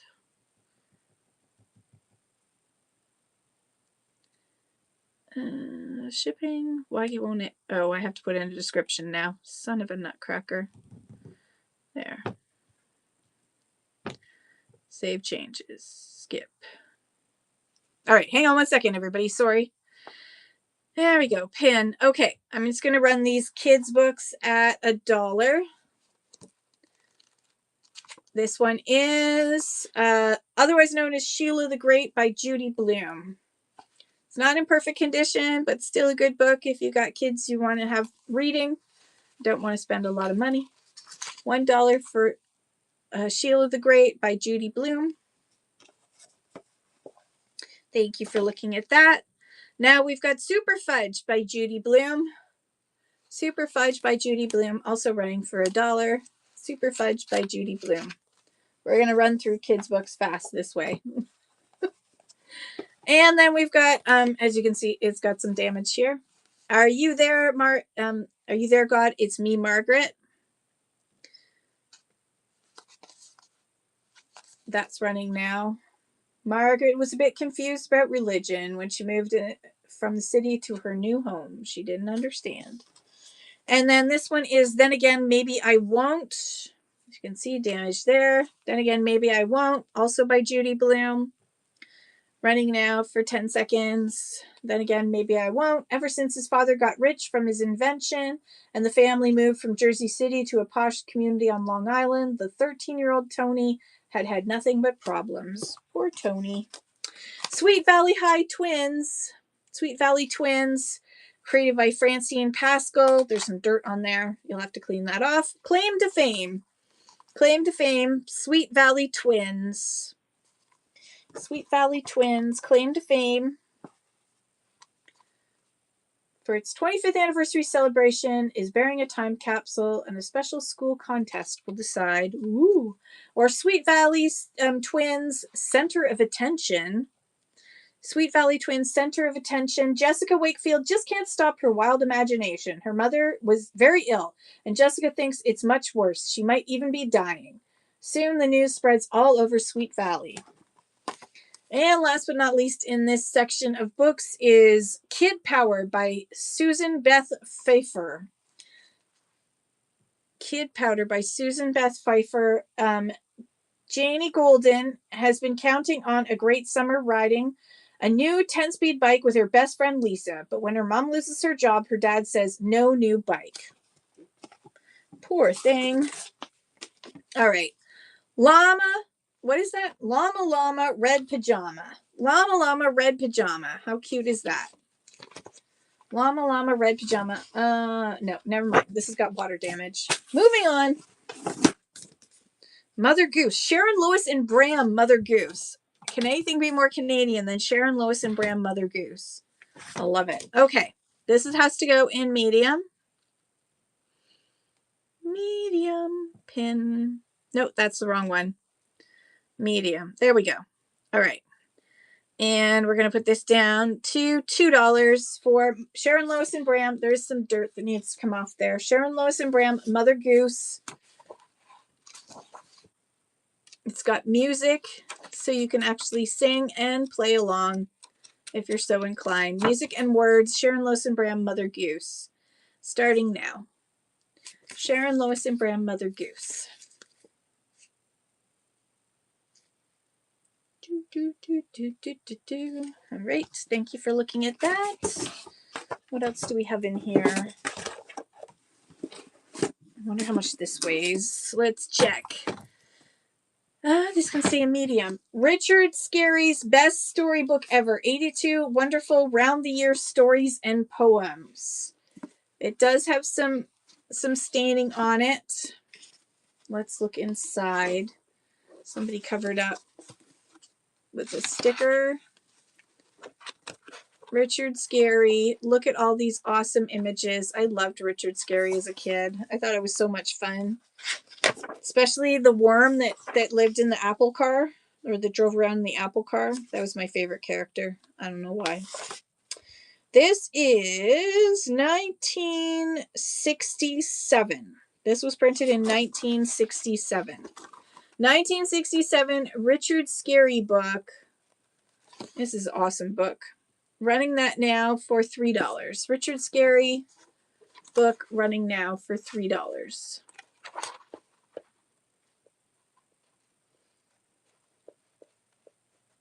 All right, thank you for looking at that one. Let's see, what else do we have here? All right, we have The Unplanned Voyage. The Unplanned Voyage, a new Christopher Church Mouse Adventures. 1999. 1999. Let's go back to the books one. I need to find it.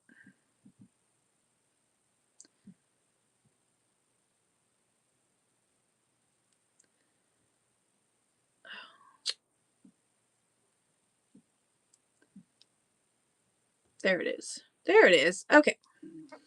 Church Mouse Adventures running now. The Unplanned Voyage, the Church Mouse Adventures. It looks very sweet. It's very, very sweet. All right. Thank you for looking at that one.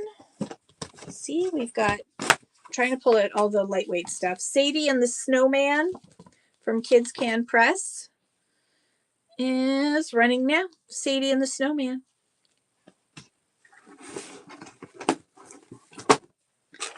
Let's see what else I can find this.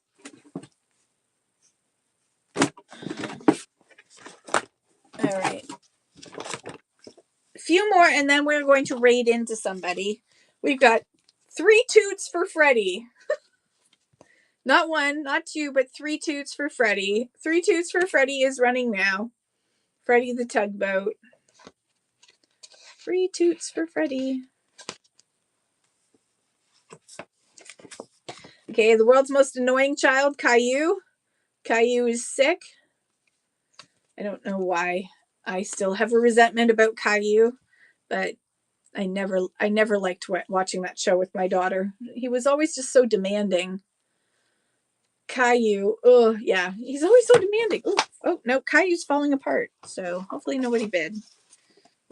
How unfortunate that Caillou's falling apart. Okay. Ooh, Franklin. Franklin wants a pet. Aw, here comes Franklin. Franklin wants a pet. I feel the same way, Vintiquity.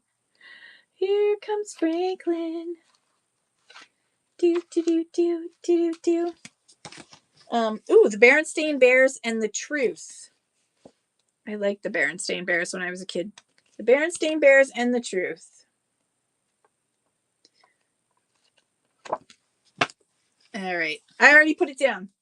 I love the Berenstain Bears. All right, one more, and then we are going to find someone to raid. And we'll save the rest for another time. There's just not enough interest to carry on. Okay. Arthur's Thanksgiving is the last one. Arthur's Thanksgiving. I liked Arthur too. He was a decent kid. Good old Arthur. And, you know, life isn't hard when you got a library card. All right. Thank you so much. All right. That is it for today. Thank you guys for hanging out with me. I appreciate you. I'll be back on tonight at 5 something to do some trinkets and little stuff. And then we'll find someone to raid in then. So yeah, let's see who's on. Nana's celebrating. Oh, perfect. Select. Thank you. All right, we're going to go visit Nana's Nifty Thrifting. She's having her 1-year anniversary. Thank you, Vintiquity. I will see you guys later on tonight or tomorrow or whenever. Love you. Bye for now.